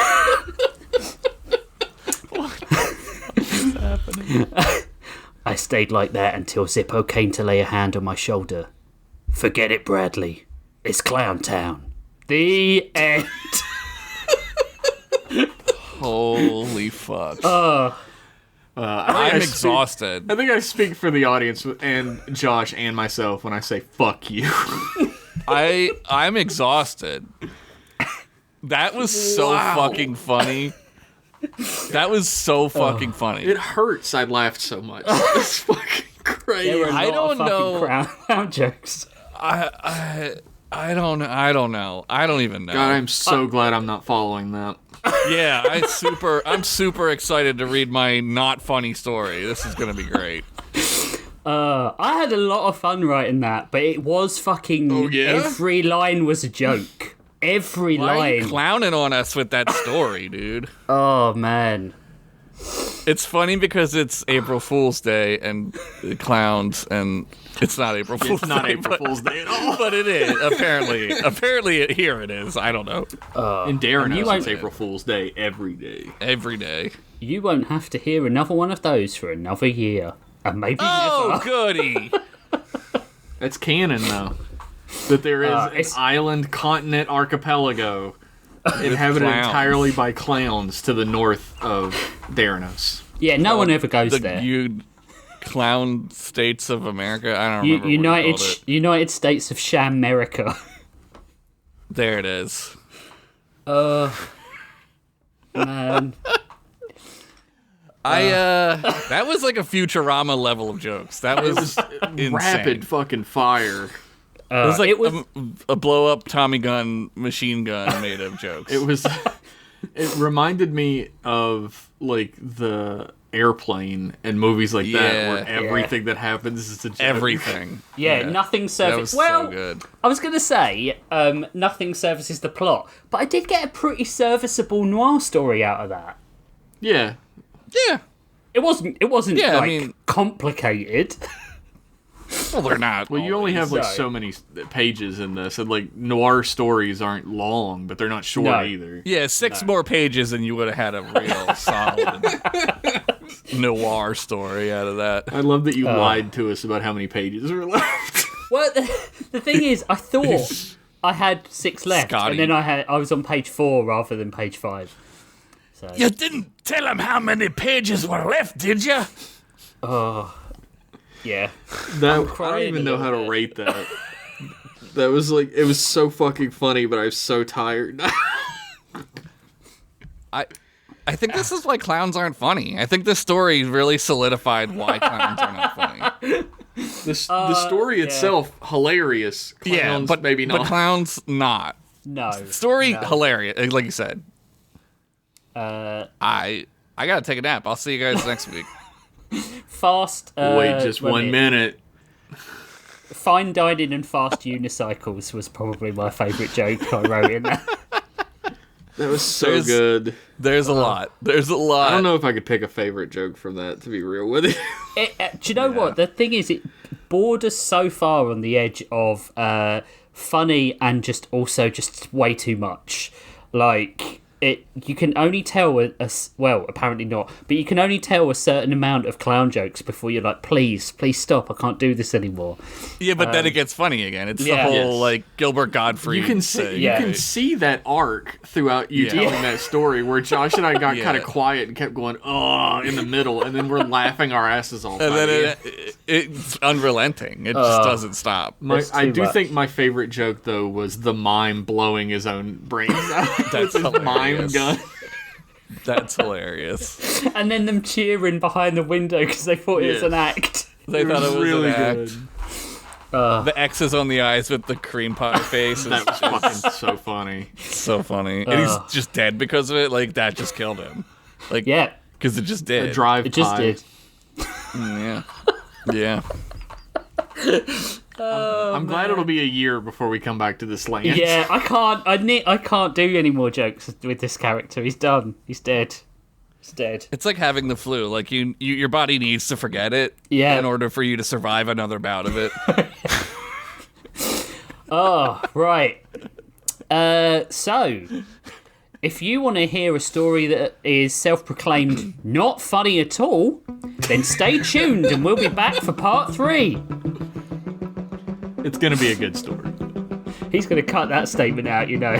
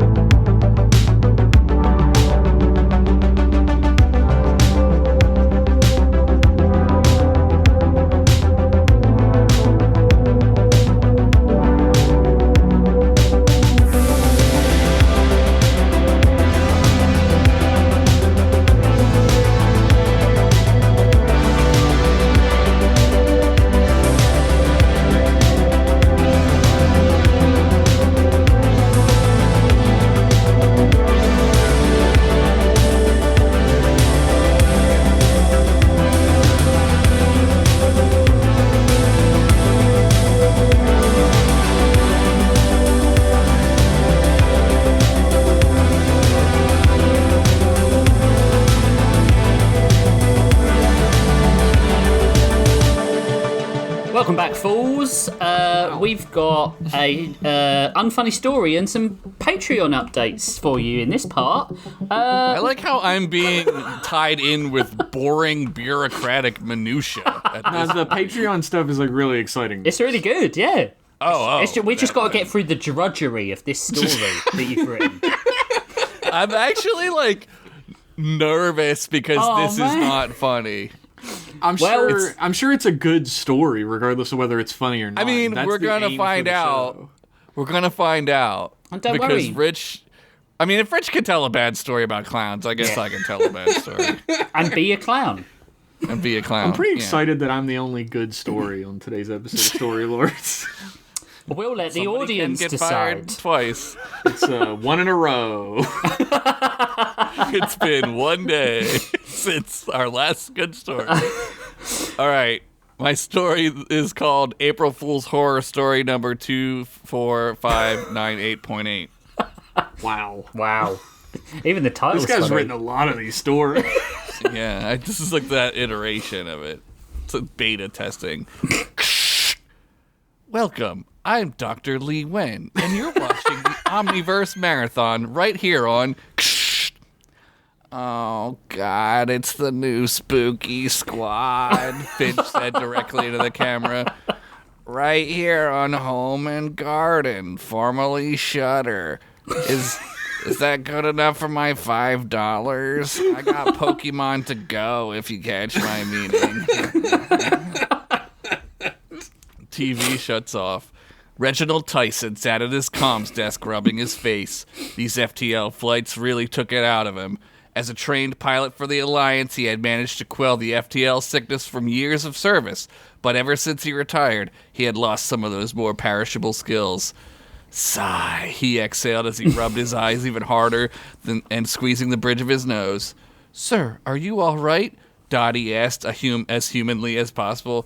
Yes, Dottie. It's just that I never thought I'd be doing this again. And at my age, I feel like I went to drink. And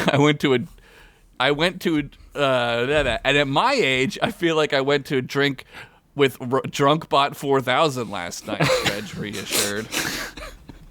I could give you some mild pain limiters if you would like, Dottie asked, dispensing 2 pills from her wrist. No, it's okay. Even though this is kind of your fault, Reg laughed.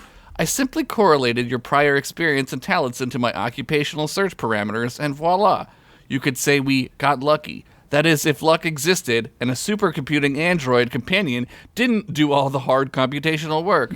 Yeah, okay, Reg laughed. Would it take you like 4 nanoseconds? 3.498. But who is counting? Dottie said with a forced robotic smile. You are. Reg turned and looked at an old film picture of he and his family, his wife Mel of 20 years, and his now adult son and daughter Ray and Velly. He almost instinctively went to grab the photo, as if him holding it would bring that world closer to him, a kind of portal to which he could see through it to his home. This was worth it, though. It had to be. Well, anyway, Dot, it's a good thing you did. We really need this contract, Reg said, pulling back his hand. Back to business and back to reality. Captain Tyson, please report to comms. Captain Tyson to comms, a voice on the loudspeaker crackled. Reg stood up and swayed a little on his own 2 feet. The motion of the ship did nothing to help his already weakened state. Dottie grabbed his arm gently and stabilized him. I got you, sir, she said warmly. As Reg and Dottie entered the comms room, it was already a bustle of activity. An ancient dance hit was playing on a speaker from the lead comms officer unit, and Rich's camera just came on. Fuck. No, it's not going off. LaBouche's Be My Lover. The comms officer had headphones on and was dancing in his chair doing the robot ironically. Reg saluted Captain Giva Raj. No need for that, Captain, she said as she went in for a hug. After all, we're the same rank. And from what I understand, you're no longer obligated to salute anyone. Reg returned the hug and let out a friendly growl. It had been years since he saw Giva. They had served together along the Tigris Belt during the border space skirmishes. These are real facts, by the way. You can look this up. This is history. This is historical. Yeah, this is real. A long time had passed since those 2 kids would drink beers all night and somehow manage to pull themselves into a cockpit the next morning for patrols. Reg laughed to himself at the thought, even though his stomach at the moment was trying his best not to replicate those long ago memories. And here, making all kinds of unprofessional racket is... Hi, I'm Gordy Gordonson, the comms officer said. Reg laughed and held out a hand. Big fan of Spooky Vision too, I see. I was just watching the marathon. I'd be doing the same if I weren't here getting ready for this shit show of a mission, the commsman said. Real name's Dan. Lieutenant Dan Baker. Wait, Reg stops shaking his head. Stops shaking his hand. Your name is Lieutenant Dan? He laughed. Magic legs. Yeah, why is that funny? Dan said with a serious look on his face, his smile fading faster than your hopes and dreams after you hit 30. Oh! Reg stumbled. Just kidding, buddy. Dan said, shaking his hand again and smiling. I get that all the time. So, what episode were they up to on the marathon? Dan asked as he sat back down to the station. Oh, I think it was episode 604 or 605, maybe, Reg tried to recall. Nice, Dan said, half paying attention as he checked and double-checked dials and switches. Although, I think they started going downhill when HGTV bought out Sci-Fi and Shudder channels, because, well, Dan waves his arms around. Since we live in the future now, I guess everything is sci-fi, so that makes sense. Plus, everyone emailing the writers about how the show kept shitting on their mothers really took away from the art, if you ask me. Yeah, Reg agreed. Officers were already fitting him with a suit. Reg held out his arms as someone put a biomonitor around his chest and triple redundant communication circuitry. He tried to see what Lieutenant Dan was doing, but his vision was soon obfuscated by a cloth inner helmet lining. Another officer adjusted it to fit around his head so he could see again through the cutout. Check, check, check, Lieutenant Dan said into a mic, and as he did, Reg could hear him loud and clear in his tiny earpieces in the cloth. I hear you, Lieutenant, he said back. Dan gave a thumbs up and continued to check his levels. All right, Reg, as you know, this is the first time we've attempted anything like this, Captain Raj said. The isotopes on this moon are important for some various scientific and nerdlinger reasons, or something. It's easy. It's easy. We drop the ship down into the liquid helium, you exit the airlock, you tether down as far as you can, and you report back what you see. We're not getting too fancy here, just a scouting mission. You'll be home before the early bird special at Denny's, old man. Got him. The elements we have scanned could potentially expand the periodic table itself. It could be useful in a myriad of... Dottie was cut off. Yes, very important. Science rules and all that. Captain Raj cut off the android. Nerds. Captain, we're entering Atmo, an ensign said from across the room. Stations, everyone. Let's get this done. I don't want any fuck-ups. I'm looking at you, Gordy. She shot a look at Dan. He mimicked the annoying laughter of the character, a laugh that only a monster could have written. Wow. They really didn't make them like that anymore. What a psychopath that writer must have been. A true space Hitler. Jesus. If I lived in this universe, I'd be very upset right now. Reg suited up into the classic EPV 566 suit down. Reg suited up into the classic EPV 566 suit down in the bowels of the ship near the ventral airlock, which was usually used for capturing satellites and fighters for repair. The suit itself had been modified for mining operations in harsh conditions where nothing could survive. As the helmet snapped onto the bodysuit, the familiar green hue of the suit's HUD lit up Reg's retinas. Dottie checked into comms via her internal comms unit.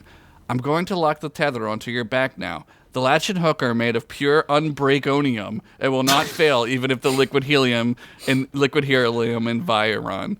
Did you just say unbreakonium? Reg laughed. Yes, I figured you didn't want to hear the exact metallurgical configuration of the suit, since humans tend to get easily bored and amazed of the amazing wonders of science and almost magical discoveries your race has made since banging rocks together to create fire and dragging your mates by their head follicles in order to mate with them. Reg tried to turn his head and look at Dottie. When he managed to swing his entire body around, he saw her giving him a raised eyebrow smile. You scare me sometimes, Dot. All right, let's do this. Lieutenant Dan, we're ready down here, Reg said, opening comms. We're ready. Proceed, Captain. And good luck, Captain Raj spoke. Reg entered the first airlock and by stepping down into it, the massive doors began to close behind him. His tether latched into a space where it could easily still move, but a force field sealed the vacuum of space and the harsh planetary environment out. The red lights signaling decompression switched on, and a loud buzzer indicated that this was it. Reg looked down to see the floor beneath him splitting open slowly. It poured in liquid helium. Reg could barely see the colorless liquid, but could see the leading edge of it as it passed over the metal of the inner door. He reflexively moved his foot as to not let it touch him, but then stopped himself, thinking how silly that was. He wasn't at the shore after all. It wasn't like this stuff was going to eventually hit him in the peener area and send a jolt of cold through his entire body. At least he hoped. Here's hoping. Hate that feeling. Before he knew it, he was floating. Or at least he thought he was. It was difficult to tell. Beyond the door, looking downward into the moon's endless planet-wide ocean, he could see only black. He let out a raspy sigh. "You're doing great, Lionel," Lieutenant Dan reassured him through comms. "Thanks, Grissom," Reg said nervously. Nice. Reg turned on his suit's outer illuminators and tried to scan visually for anything. The only evidence of his descent was the waning red lights from the inner docking bay as they faded slowly out of sight. Reg looked up one last time to see he had traveled so far downward already that the ship above was merely a tiny dot and fading fast. "Hey, Cap," Reg spoke. "How long's this tether anyway?" "Long enough," Lieutenant Dan replied lecherously. Captain Raj sent Dan a scolding look as she pressed down the comms button. "It's made to go several kilometers, Reg." "Okay, just wondering, Cap," Reg said, trying to seem upbeat. "Just focus on what's ahead, Reg. We got you from up here," she reassured him. Soon, all Reg could see was the green of the HUD reflecting off his own skin. Out there in the abyss was nothing, literally nothing. The blackness was almost soothing, like being in a sensory deprivation chamber. He had been on many spacewalks, but none of them were even this peaceful. He closed his eyes and slowed his breathing, but then he opened them slowly. In front of him, he could see something whitish and small. "What the? Cap, I think I'm seeing something. It's white, small. I believe, but it's hard to tell distance and size down here. It's floating toward me. I'm going to try and get a visual so you can see it too. Do you copy?" The comms hissed, but no response came. Reg checked the link and saw he had clear linkage and signal to the ship. He repeated himself. Still no response. Okay, Captain, okay, he said to himself. He had been in tough spots before. He had to eject over the moons of Zeta 3, where he floated for a day before a ship could get cleared shot at rescuing him. This wasn't his first space rodeo. Now that's quality writing. Spodio. This wasn't his first space rodeo, clown. Nice. That's not a clown. He turned his attention toward the white object. He squinted and tried to make out what it was. It was slowly getting closer. Reg's suit was defogging his visor as fast as it could, but his breathing and heartbeat had quickened in the last several seconds, causing a puff of fog to accumulate onto his visor with every breath out. He struggled to squint through it every second or so. Finally, with one stretching reach, he grabbed the object. It fumbled in his hands as he clumsily tried to rotate it in his right hand and move it up to his visor. And there it was. In his hand was a toy clown. "What the actual fuck?" he said out loud. "Ajax Control, are you getting this?" He tried comms again. The static hiss was now quieter than before. He instinctively looked up to try and see if he could get a visual of the ship. "Has there ever been any record of an expedition or even any ships going missing around this moon in the past? Control, do you read?" But there was nothing. Reg looked down again at this absolutely astonishing and insane find. What the fuck was this thing doing here? And then the clown's head turned. "Jesus fuck!" Reg yelled. As he yelled, he flailed within his suit. He let go of the toy and it floated lightly away from him. He kicked and cursed and punched at the abyss, trying to get away from what he just saw, or what he thought he just saw. "The fuck? Control, this is Captain Reginald Tyson. Do you read?" he said in a panic. He could see the clown floating away from him back into the black hole from whence it came. His breathing was now fogging his visor at a rapid rate. He hesitated to take one last look at the toy, but like staring at some alien bug or gruesome wonder, he couldn't help it. The clown floated harmlessly away, slowly, But as Reg began to breathe regularly again, the head of the clown, which was facing away from him, began to turn slowly. Maybe the currents of the abyss were moving it around, but then Reg noticed. Its body was still facing away. Its head slowly turned and stopped right as it appeared to look Reg in the eyes. Within a millisecond, Reg felt a snap, and the vibrations of metal crunching and splaying apart could be heard reverberating through the suit. "Fuck!" he yelled as he looked up through the visor. Red warning lights were now flashing against the green HUD. It was like Christmas in hell, or as I like to call it, just regular Christmas. Like a dickhead clown toy. Reg could see through the visor that the unbreakable tether which had held him like an umbilical to his mother's womb was now flailing above him. Or your mother's womb. Just wait. Not taut as it should be, but swinging and loose like your loving mother's womb. Swinging, that's not good. Nope. Pendulum. He hissed through his teeth and grit them as he tried to reach back behind him. Even without the suit on, the location of the harness would have made it impossible for him to get at with his arms. He flailed inside the suit like a dog's tongue trying to lick peanut butter off of the roof of its mouth. Thud! Something hit his legs. Fred frantically looked down to see what he had touched. Whatever it was felt large. Like, larger than a dog. God fucking fuck this planet, he said out loud. Thud! It hit him again, a little harder this time. He tried to spin around in the near frictionless superfluid, but it was like trying to swim in space. His body only barely lurched to the side as his body weight shifted. He breathed in and out. He tried to slow down his breath. Surely aboard the ship they were seeing this. They'd be sending someone or something down for him any minute now. Just going to take a little while since he's probably floated tens, if not hundreds of kilometers downward. Good thing sensors could find him, seeing as there's nothing down here, right? He laughed nervously to himself, mostly at how his rational mind was still trying to get he and his body out of this. Thud! One last thud sent Reginald spinning. He cartwheeled backwards now. The only way he could tell was from a digital gimbal inside of the suit's HUD. It spun like a Beyblade as he hurled down faster now, while tumbling. The disorientation began to churn his already weakened stomach until he vomited. He coughed up the last of his morning's breakfast as he now could barely see through the visor. Fuck, he said, cursing himself. In all his years in the service, he had never once puked. He was a fighter pilot, for fuck's sakes. What the fuck was going on? As the semi-digested fluids that were formerly the contents of his digestive system slowly began to runnily spread across the inside of the visor, mostly from the force of spinning and momentum, he could see something.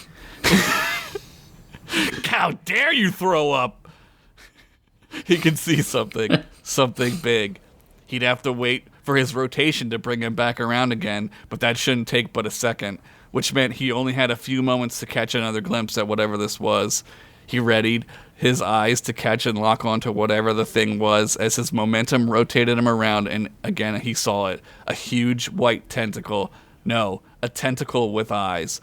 Holy motherfucking fuck, he screamed. He flailed and kicked at nothing. He was helpless as a baby on baby kicking day, a holiday in which my township keeps telling me to stop bringing up at council meetings. Fuck off, Janet. I'm a citizen and I have ideas. Damn progressives. Fucking lib cucks. And the second it took Reg to see the white tentacle and get back around to the spot where he had presumed it was located, it had vanished. That is not better or comforting at all, Reg said, now laughing almost maniacally. Crack! The ringing in Reg's ears was accompanied by him literally seeing stars. Something had hit him and hit him hard enough to almost knock him unconscious. Red alarms and alerts and digital meters and dials were now going haywire inside of the suit on the HUD. Or what was left of it. Reg focused, trying to clear his head. In front of him, his visor was now cracked. The safety transparent steel had been made to handle such an impact to prevent any leakage, but at the cost of almost total loss of vision. The cracks in the visor splayed outward like a spider web made between two massive trees. On the HUD, alarms beeped, and Reg saw a diagnostic of his own head. Concussion blared in bold red letters as the diagnostic tool zoomed into his brain. That'll help. And pinpointed the exact spot where the bruise occurred. Reg fought to get his eyes into focus. There was only one spot in the visor which allowed for him to see out clearly. Clearly being a relative term, he craned his neck forward and down and peered out of the porthole within the porthole. He wasn't spinning anymore, at least as far as he could tell, which, let's be honest, he wasn't even sure if he was alive anymore. And if he was, it was now certain that he wasn't going to be for long. Just as he was about to lose his entire mind, he saw two eyes peering into the visor from outside. He shook his head. That was impossible. The eyes were angelic. They were beautiful. They smiled. The eyes smiled at him through the visor as ghostly white hands stroked the outside of the visor as if to comfort the man within. Oh, am I dead? Reg asked. The eyes shook a definite no and smiled back gently. Can you help me? Reg pleaded. The eyes again shook a definite no, but instead of smiling back gently, this time they began to melt out of their sockets right in front of Captain Reginald Tyson. The white angelic flesh turned a putrid and began to flake off from the beautiful woman as the skull underneath opened its skeletal maw and began to scream a scream so loud it caused Reg's eardrums to burst. Ah! Reg screamed back in agony until everything went black. Pull him up now, Captain Raj screamed.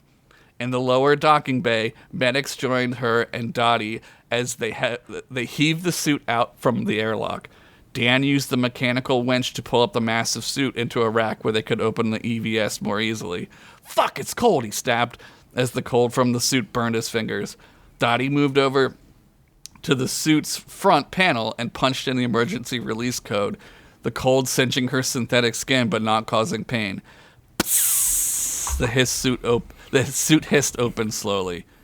That's not possible, Dan said in shock.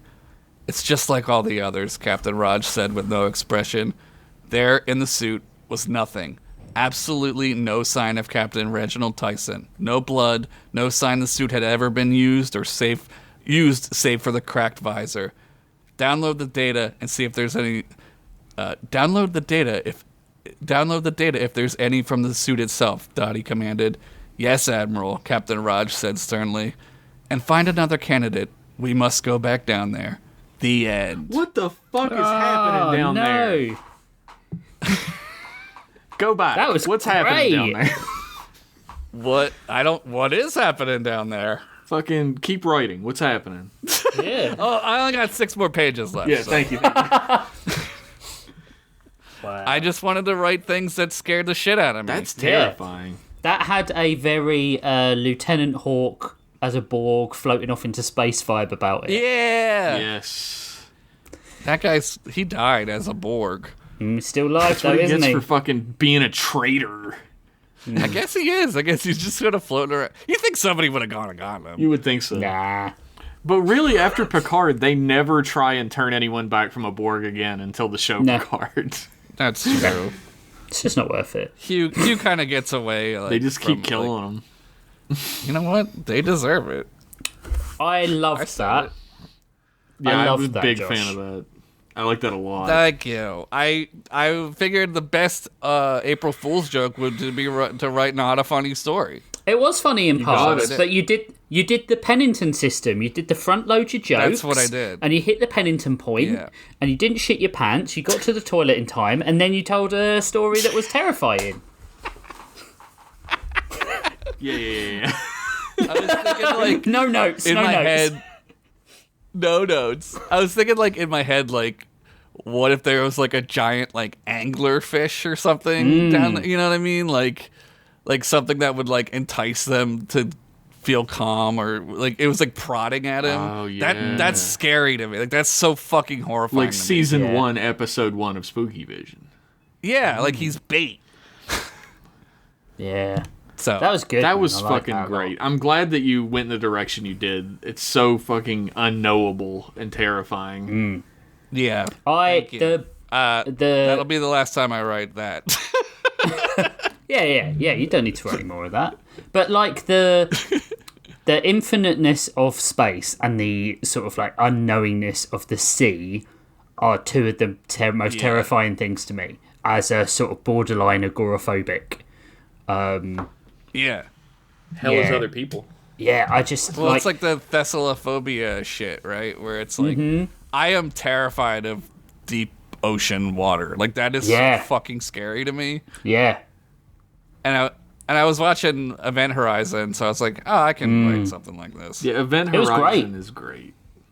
It's an underrated I'm a big classic, fan of your I would story. say. Yeah. Thank you. I mean, thank you to Thank you for saying that about Event Horizon. No. Thank you, Lawrence Fishburne. I really loved your story, and Thank you had nothing to worry about. It was really great. All right. Also, how about those clowns, huh? Yeah. Space clown? Yeah. Killer Clowns from Outer Space. They made a movie about it. That's a great fucking soundtrack on that movie, dude. Yeah. Did you guys know, I learned this the other day, here's a fucking John Larroquette fun fact of the week for you on the wrong podcast. No, it's alright. It's okay. It's is- fine. The killer clowns from outer space were painted over and became the trolls in Ernest Scared Stupid. No. That's cool. Did they get paid twice? I think they were in a shitty contract and only got paid once. Right. They're kind of like, it's very specific, you know? They had to go back to their clown planet with only one paycheck. Had to go back to United States of Shemerica. Chimerica. Oh, Continent man. Island archipelago. Look, it's Daranos, man. Anything fucking goes there. It's hard to write a story with rules. No, I understand. You do it next year. I mean, we'll talk then. All right, we'll switch it up. Oh, man. Even though I Do kind of horror? like did both. Yeah, but that was... Well, I mean, like, it's a genre mash.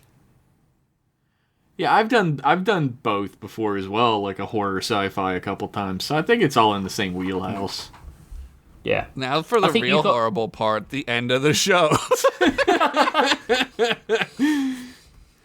All right, let's close the cover on this week's stories. We're going to do All-C Prompt Ball first. The first one... Oh shit, I gotta get ready. Oh, Hold boy. on. Hold on. Oh, fuck. The first All right, I'm one ready. is Pets by Rat IRL.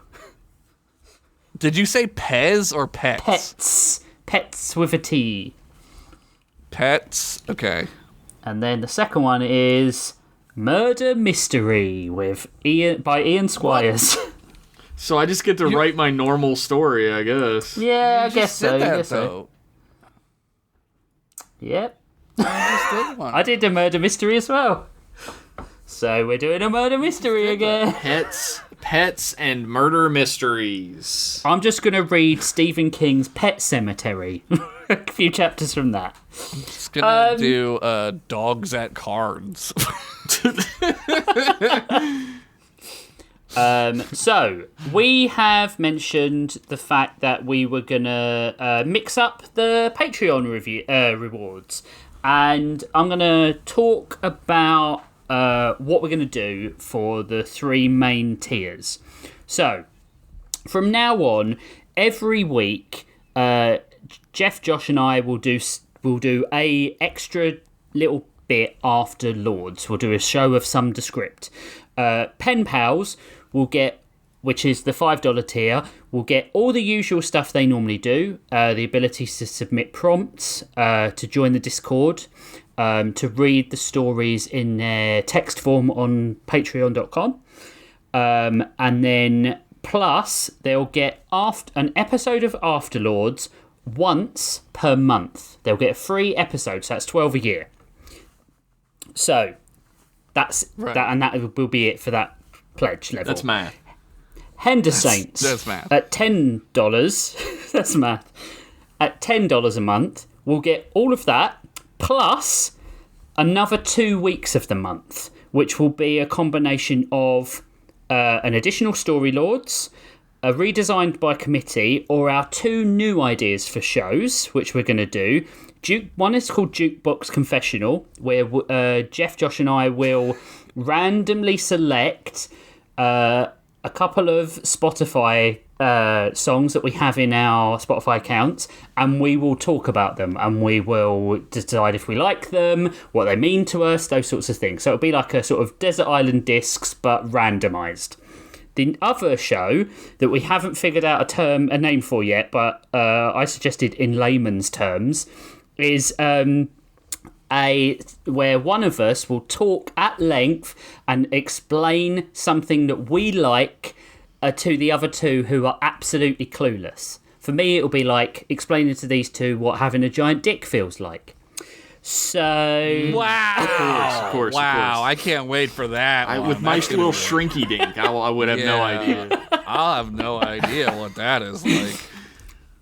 now, Like masterpieces. for a real example for you, instead of whatever the fuck he just did, I was thinking it would be really funny to explain to these 2 the extremely deep Donkey Kong wiki lore. Like, they don't even know about the Kong Wars. You know what? Nope. I don't know about the Kong Wars.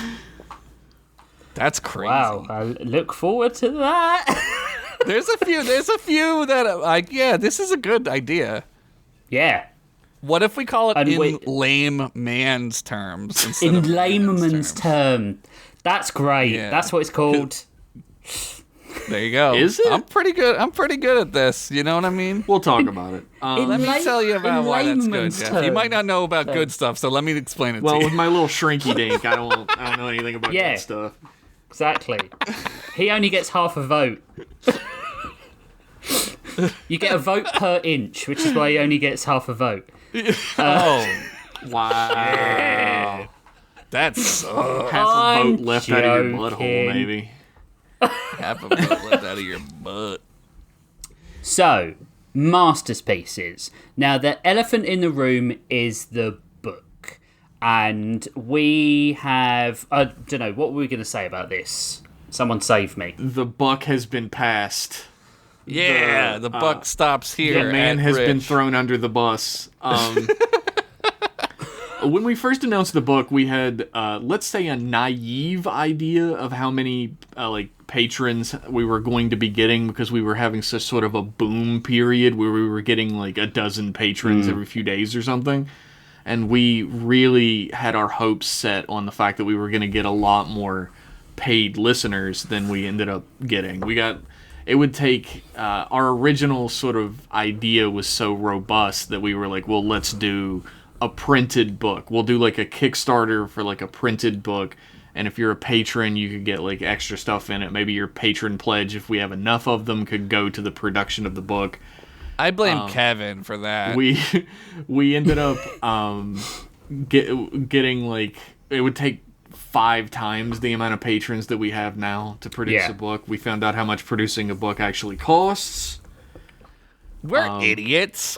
So the idea now is that as there's no way in holy hell any of us could ever afford to do a physical book, but we want to still do the PDF. We're looking at one of our esteemed patrons to do the editing for it.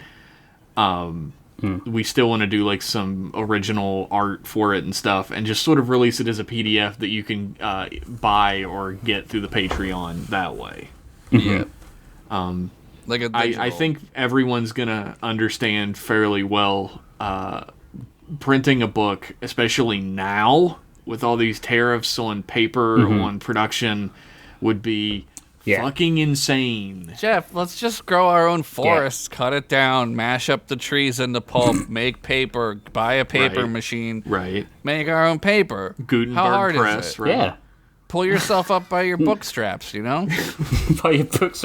So, Masterpieces will get the 4th episode of the month. So essentially that will be something that only the highest paying members will get, and it will be something personal. For example, I am doing a writing workshop with some of the Discord members on the 15th of April this month, and in the future that would be reserved for the highest Patreon tiers. We would also potentially do a Jackbox hangout with the 3 of us, or a story appraisal, or a write-in show where you can submit the stories to us and we'll review them or read one of them or something like that. Or we have considered doing an email special, but that will only be for the high tiers, and that will only be rarely. We won't do something, very consistently. It will just be a rare thing that we do together as the 3 of us. Just as a recap, $5 tier will get the usual stuff, plus an Afterlords once a month. Hender Saints will get all of that, plus 2 extra shows a month. And then Masterpieces will get the 4th week of that month will be reserved for something personal that the patrons of that tier can share with us. So we might have a group call, we might have a game that we stream. It can be anything, and we will possibly let the patrons vote on that, so they can choose to interact with us how they want. It won't be feet pics, unfortunately. But and that's it. What, as Jeff said, like the difficulty in doing the book and the patron support we've had, although great, is just not enough to get that book made, and no one is sadder about that than us, believe me. I would love to get something published, but yeah, we didn't want to keep stringing people along on this sort of like a will they won't they with the book, and it's only going to get worse and more difficult, so we wanted to give you something more concrete. So we hope that is something that you're gonna be pleased about. And if, the unthinkable happens and we do actually get that in the future, that level of support, then there's no saying that we won't go back to that idea at that time. Right, I suppose I will end the show. If you want to suggest prompts, get involved in these tiers at the moment, you might want to upgrade your tier if you want to get some of the shows that we've mentioned before, then you can head on over to patreon.com/storylords and support us in whatever way you deem fit. Storylords is on YouTube once a week, thanks to our good buddy John Anderson, who's uploading those for us. We have got some reviews that we're going to read next time, but we can't at the moment because Jeff's audio is gone. I can't do...